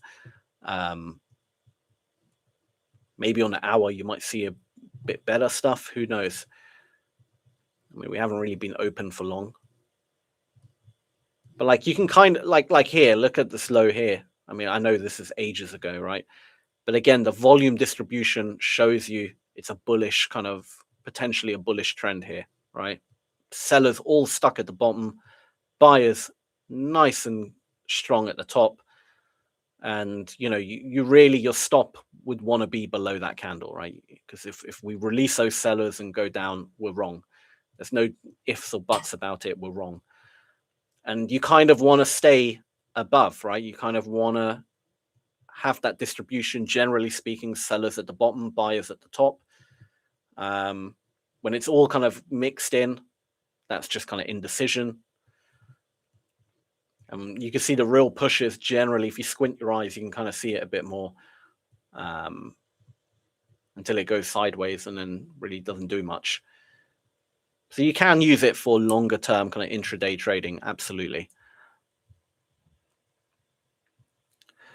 Do you use the depth of market and time of sales in your trading? I don't anymore. I used to, but truth be told, the depth of market, like I used to use it years and years and years ago. And I still used it quite recently, to be fair, but I barely ever looked at it. It became less and less important for me as time went on, because the problem with the depth of market, unless you're using like a heat map, you know, something that logs the data and tracks it and logs it for, you know, previous areas and stuff like that, that's useful. But the depth of market, there's so much spoofing going on, there's so much BS, there's every freaking level's got an iceberg on it. It just becomes, everything always looks normal, but really there's like a ton of icebergs stuck there, or there's a lot of spoofing going on. You just see ridiculous size orders on the depth of market, and then when you get there, it gets cancelled, and then you're like, oh, okay, yeah, of course, spoofing. Very rarely do you get like orders actually executed, like big chunks of orders getting executed. Only then can it be somewhat useful, but most of the time it's bullshit. It's all everyone trying to trick each other, trying to essentially scam each other in the market. That's what they're all trying to do. So it becomes like, yeah, it doesn't really have that much weight as it used to. It's just become the Wild West. And the time of sales, again, very hard to read because it just moves so damn quick. Unless you're staring at it and trying to, I mean, there are people out there who can trade off the time and sales who are so good at kind of picking that out, like chunks of orders. But essentially, you see the chunks of orders in the footprint. You know, the time and sales literally, the footprint just takes the time and sell information and puts it in the chart. So it's easier to look at the footprint than read the raw time of sales. Do you know what I mean?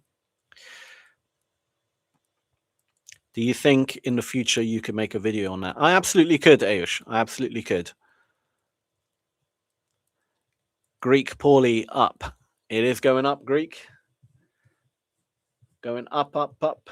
Hopefully we keep going up and we fill this gap, and then I really only want to kind of short at the top of the gap here. Once the gap fills happened. I use cluster delta on MT5, but it's always stopped working. You have to restart after 2 minutes. I don't know why it's happening. Ah, really?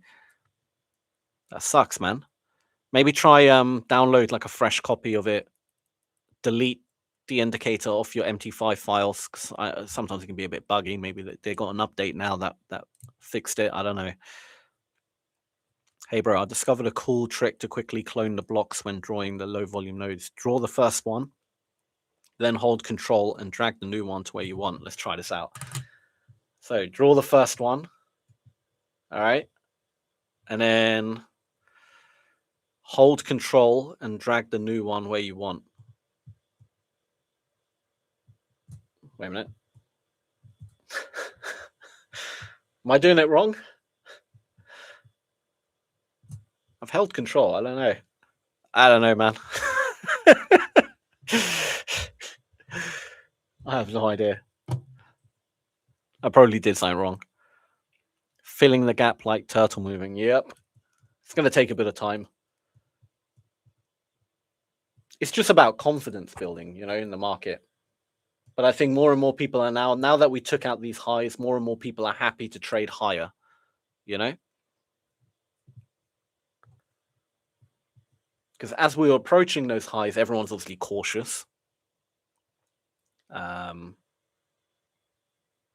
Cautious to buy into a high, which makes perfect sense. Now that we kind of broke it, I can imagine you're going to see a bit more volume come in from the buy side, and people are more happy to, you know, trade the breakout essentially, right? Hold control, then press and pull. Click off the block you just created, then control plus click. It works. Control and click on the outer line of the block. All right, let's try this one more time. Okay, so I've drawn the box. Hold control, then press click off the block you just created, then control plus click. All right, I'm holding control and then click. What the fuck am I doing wrong? Am I being retarded here? It works. Control and click on the outer line of the box. Okay. Oh shit, there you go. Oh my god, I just got it. Holy crap. All right. Oh wow. That's amazing. There we go. I got it now. Thank you guys. That is so much easier. That is actually so much easier. So I can just, you know, copy that. Oh, easy. Oh, wow. Okay, this is game changer. So good. All right, there we go. Thank you, everyone. Beautiful. I'm like an old man when it comes to tech. I don't know. Don't grab the handles on the original box. Gotcha, gotcha. I'm proud. Okay. That's the shortcut to clone in TradingView. Good stuff. Glad you learned something too from this. Absolutely. Speed is essential against BlackRock. Exactly. I need the speed against BlackRock and all their high frequency trading bullshit. Make a video on it.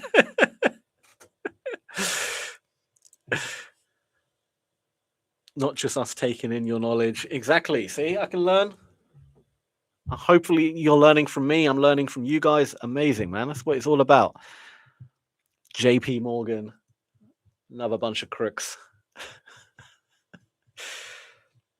We need to create like the ultimate retail trading group. And whenever we see one of these big fish in the market, we're all part of this group, ready on hand to just do the opposite of what these guys are doing. And see if we can bully some of these big institutions. We'll probably need like a few 100,000 people to do that collectively. I mean, it's possible. Reddit did it, right? With GameStop, they did it. It can be done. If we organize, I'm probably going to get like, they're probably going to find me with 2 bullet holes in the back of my head if this ever comes out. They say I was depressed. Couldn't take it anymore. But no, if people collectively were to, group together, you'd be amazed, man. You'd be amazed what we could do. Could bring this market down.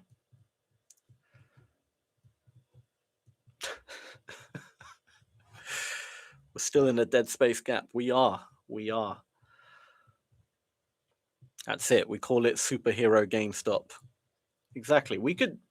I would say estimate. I mean, look, how much money would you need to actually move the market? Fuck. I mean, you'd need a lot. And the thing is, if you're trading with a retail broker, they'll cut you off so quickly. So you would need to essentially have a direct line into the actual exchange. You got to be your own broker essentially. And yeah, it's because they cut off the GameStop people, right? All of a sudden, Robinhood, all of a sudden you couldn't buy GameStop when they realized what was going on. They cut people off. That could have gone a lot further than it did. You got to remember, Robinhood and all those brokers, they literally cut people from trading GameStop the moment it got too hot for them. I heard of a group that did that for a while, Titan Trades or something like that. Government got involved because they were moving the markets. Cool. Fuck me. Question: if we're looking for a reversal out of, what would it look like on the footprint? So I'll show you how that would look like. For deleting boxes and lines, just use delete key on keyboard, much easier. Good stuff. I will do that. Yep, Robinhood froze my account. Woohoo, VW gang, daddy's back. Crazy, man. Ayush, what would it look like? It should look like there was actually a perfect example earlier on. Where was it? It was here somewhere. It should look like that, right? What we want to see is a bunch of buyers and then sellers come in and not move the market up. But we don't want to see that literally at the tip, right? Because we're in this upward market, you're most likely going to get a lot of, people taking profit always when we hit new highs, right? Especially at the top of a gap. So once the gap is filled, you're going to get, obviously, again, bunch of buyers having to take profit here. So when we get there, you're going to see a spike in buy volume. That's guaranteed, right? What we want to see, though, is a random spike where fresh buyers are coming in, okay? Not people getting take profits. So like we see here, right? And a bunch of fresh buyers come in, boom, boom, boom, boom. The market started going against them. They went in for another shot and they failed. It's when they go in for that other shot, You know, after a little push down, they tried to bring the market in their direction, completely failed. That is the beauty we're looking for, right? And then, you're squeezing them out the market. That's essentially what we want to see. So when we get to the top there, right? Because we're not too interested in these kind of peaks here, because these are just people taking profit a lot of the time. And then the market pushes down a bit, as people get out the market, and then fresh buyers come back in trying to buy the dip. We want to see these people fail. These fresh buyers coming in to buy the dip, they need to fail, right? Not the people right at the top who essentially taking profit. They're out the market. We want to see the fresh buyers coming in and failing. That is what we want to see, okay? Because that would create also, if you're looking at structure, right? You get these higher highs, higher lows, higher highs, higher lows. Once they fail, that creates essentially then a lower, a lower low in this case, right? And then you might, they might try again, and then they might fail, and then the market starts flooding down. That's why you get that kind of structure as well, right? Because you're looking for the dip buyers to essentially fail. You can see they're doing quite well. They're not really failing yet. They're still pushing the market up. Majority of the volume on the sell side is all below where we're trading. Sellers are not ready yet. It's not happening yet. Let's keep this market, pumping up. That is what we're looking for, right? Near the top, fresh buyers failing after that tip point. Yes. So we're not looking for buyers who are taking profit. We're looking for the people who are trying to buy the dip and fail, okay? Because we're going to get a lot of people taking profit here. There's a lot of buyers in the market. We know that. They've been buying. All these little pullbacks we're having, they're just people getting out the market, taking profit. Because no one knows where this market's going to reverse, right? Like, how are we going to know? There's no structure here. There's nothing to base it on. People might take profit here, they might take profit here, they might take like God knows, right? And everyone's got a different idea of where their take profit is. But we know for a fact the top of the gap, there's going to be a lot of people targeting that, as their take profit. So once we get there, we want to see basically, loads of people getting out the market, so buyers exiting, taking profits, and we want to see a spike in buy volume, right? Number one. Then we want to see, a pullback of some kind occur, naturally, as it will. And then we want to see buyers come in again to see if they can push this market up. But those buyers fail. Those are the buyers we're looking to fail. Then we want to get below those buyers. Sellers come in heavy here. And that's our entry to flood the market down. All right.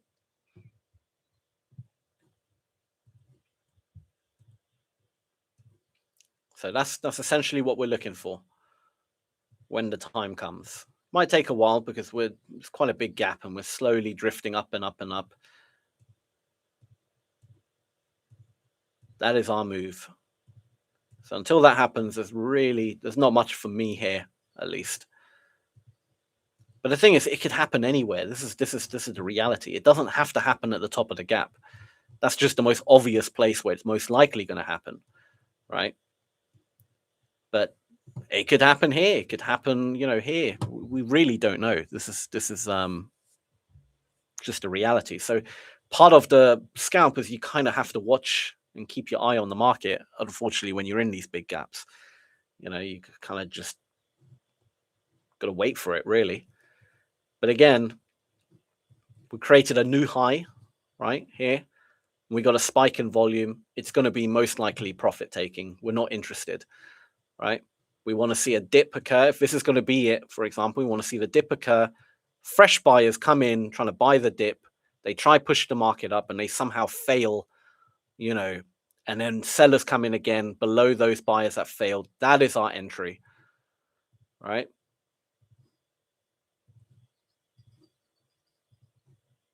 Here are dip buyers coming in again, but you want to see a good amount. You don't just want to see like 60 contracts. I mean, that's like next to nothing, right? Retail traders could drop 60 contracts. That's not a lot. You want to see people get over confident and put too much in. I reckon that strategy is gold, bro. Thank you, Peter. Currently around previous day's low. Yes, we are. You're absolutely right. I believe we are. Previous day low is yes. So that could be actually that's a great shout there. So previous day low is here. That's going to be obviously an area of interest, right? Let's see what happened at the previous day low. So we're literally at it. And yeah, that's why we got this big spike of 1,000 buyers. Again, buyers taking profit at the previous day low. That's another obvious spot, right? Part of structure. So that makes perfect sense why there's a big spike of buyers there. These are buyers coming in, not coming in, sorry. These are buyers exiting essentially, right? Take profits. Makes perfect sense. NQ is closer to fill the gap than ES. Interesting enough. Is it? NQ.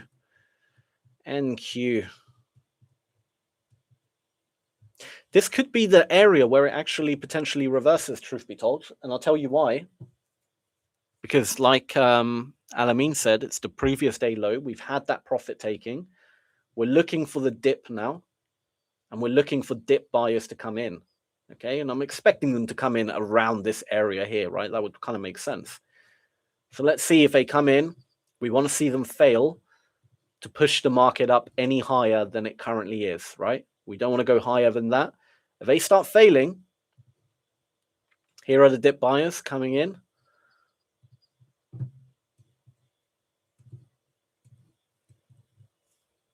This could be not a bad potential area, to be honest.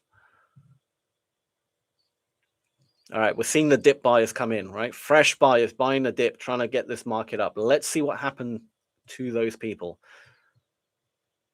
Let's see what they do. Look at that. Fresh buyers coming in. We know they're fresh buyers because we're trading below the last high, right? So they can't be take profits because they would have been already triggered, right? Earlier. So these are fresh buyers, all eager to push the market up. These people are vulnerable right now, right? There's some absorption happening. You can see the numbers are going up and up and up, but we're not really going up. Oh, 666. It's evil. The buyers are evil. And look at that. They're starting to fail. This might not be a bad shout to go in short. I'm going to go one contract short here. Now, I still don't think it's going to be the overall big move. I still think it's going to be at the top here. But let's see if sellers can at least make a half decent pullback here. And, you know, we don't really want to go higher than that 596 as a potential, as our exit, right? We really kind of want to stay, what do you call it, below that 596, so around there, right? But let's see if the sellers have any potential here. We are on what looks like a bit of a trend line here, so we're going to naturally get a bunch of, what do you call it, potential buyers coming in again, trying to buy the dip. It's going to be a bit of a choppy ride because you've got so many dip buyers. But this is essentially what I just said to you earlier about the kind of setup you're looking for, right?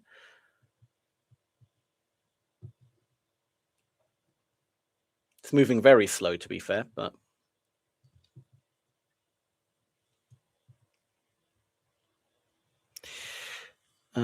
filling the gap on NQ. What time frame do you trade and find an entry into the market? Always 1 minute, to be honest. 1 minute is always the time frame I pretty much use. Sometimes I use like the 5 minute just to look at overall kind of, you know, volume distribution and things like that. And for the gaps, I use the 15 minutes sometimes as well for like the longer term gaps. But like my entry decisions are usually 1 minute based. And you can see, look, people are buying the dip, right? We're struggling to break through that kind of area. That would kind of make sense in terms of, if I just go to candles really quick, because we got this somewhat trend line. I mean, it depends where you want to draw it, but we're kind of approaching that trend line. I expect some buyers to come in. You know, I personally don't really use trend lines, but it's good to be aware of them because you're going to get people buying, But see how this dip is different to the others, right? Because we had that setup occur. You saw it happen in kind of real time there, what I was explaining. Now, I would have missed that if it wasn't for Alameen pointing out that we were at the previous day low, which makes it obviously a more significant area. Now, look at these dip buyers coming in. This is where we want to really keep an eye on. What do they do? Are they good? If they're good, we want to get out, right? Because I don't think it's really the full move is going to happen here. I still think we're going to fill the gap properly. So this is going to be more of a retracement, potentially a little scalp rather than the big move. But if we get below them and keep trading below and squeeze them out, I'm going to keep holding it. But I want to see what happens. I don't really want to go much higher than that 730, right? Kind of want to stay. You can see that something's going on here. It's not looking too great for either side, buyers and sellers. So I'll already be potentially looking at maybe exiting if I see anything, too many buyers come in. But we're starting to trade below that 730, which is good. We're getting close to that low there now, where you're going to expect again to see dip buyers come in. And I do think they'll take over because buyers are going to be like, oh, this is cheaper. This is a bargain. It's better. And they're going to go in really hard and they are going to overwhelm the sellers, right? I don't think this is going to be a major move down. But you can see, look, the sell volume is spiking. We're not really going much lower. It's starting to look like this is probably your exit, right, as a scalper. So I'm going to get out, right? You're just seeing that kind of happen in this area. It's not looking great. Do you use SMT? Nasdaq filled the gap already. SMT being smart money. What's the T for? I don't know all these abbreviations. SMT. I know SMC, smart money concepts. What is SMT? Everything I use is literally what you just see there right now. Just trying to apply logic to the data I'm actually seeing, right?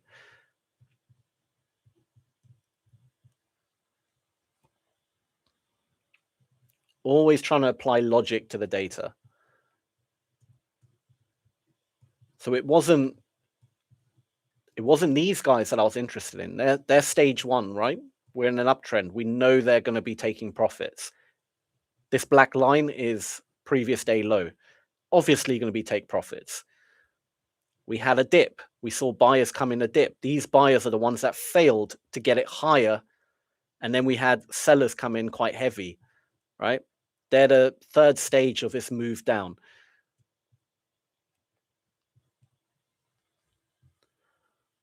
Smart money technique. Aha. Divergence. Well, even the ICT guys are confused on SMT. Some say it's smart money time. Some say it's smart money technique. I mean, I don't know. I've never looked into what classifies smart money technique. Again, I'm just reading the raw data, right? Like I exited there because I could see the sellers were just failing, right? And it makes sense. Again, you got this low here. There's going to be buyers buying the dip. You're going to get that traffic. You might as well get the hell out. I'm not expecting a huge move down, right? I'm not expecting, a massive move. I'm still somewhat believing that the gap fill is going to happen, right? We're getting closer and closer to the gap fill. We really want to, that's going to be, where most buyers are going to be happy to stop buying because it just makes logical sense, right? The gap fill is obviously where most buyers are going to be happy to say, right, I don't want to buy anymore. We filled the gap. The previous day low is definitely a significant area, right? A lot of people are going to be happy to get out the market at the previous day low. And that's exactly what happened. So it's a bit more of a significant pullback, but it's not, I don't think it's going to be the true movement down, and because you're still going to get all these freaking dip buyers coming in trying to buy the dip every second because it's been working for them, And I don't think they're truly going to stop until the gap is filled. But again, anything is possible. If sellers decide to come in and this is their great place and they all want to rush in and overwhelm the buyers, then yeah, they're going to push it down. But logically speaking, best to stick to the logical side of the market, right?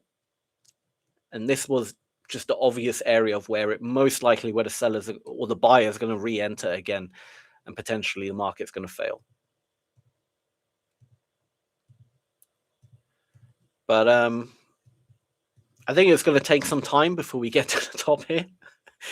We're already 2 hours in. Again, I will have my alert set at the top here. I'm not really going to take any more trades until we get to the top. So I'll set an alert. If I do enter the market, I'll post it on Instagram. But I think I'm going to call it a day here. It's been a very good stream, though. I think we saw some really interesting stuff happen today. In terms of just reading the order flow, it's been a really interesting day to read. We had a lot more kind of, we had that aggressive seller at the beginning fighting for dear life. We got the gap today. Everything was really nice today, actually. It was a really cool trade. Not trade, it was a really cool session. Is there a difference between the footprint on NinjaTrader and the one you use on TradingView? Probably, yeah. There's probably going to be differences in terms of different settings and stuff, but ultimately it's a very similar tool. Today was really educational for me. Thank you. I'm glad you enjoyed it. Thank you, Cody. Thank you, Alameen. Thank you, Peter. Holy Earth. Good to see you. Thank you as well. So yeah, tomorrow tune in again. 9:30 Eastern time, I'll be back. So do remember that's like an hour before than usual. But yeah. So I'll catch you all tomorrow. Have a great rest of your day. If I do enter a trade, I'll put it up on my Instagram story. But yeah, all in all, thank you all. I'll see you tomorrow. Have a great one. Take care, everyone.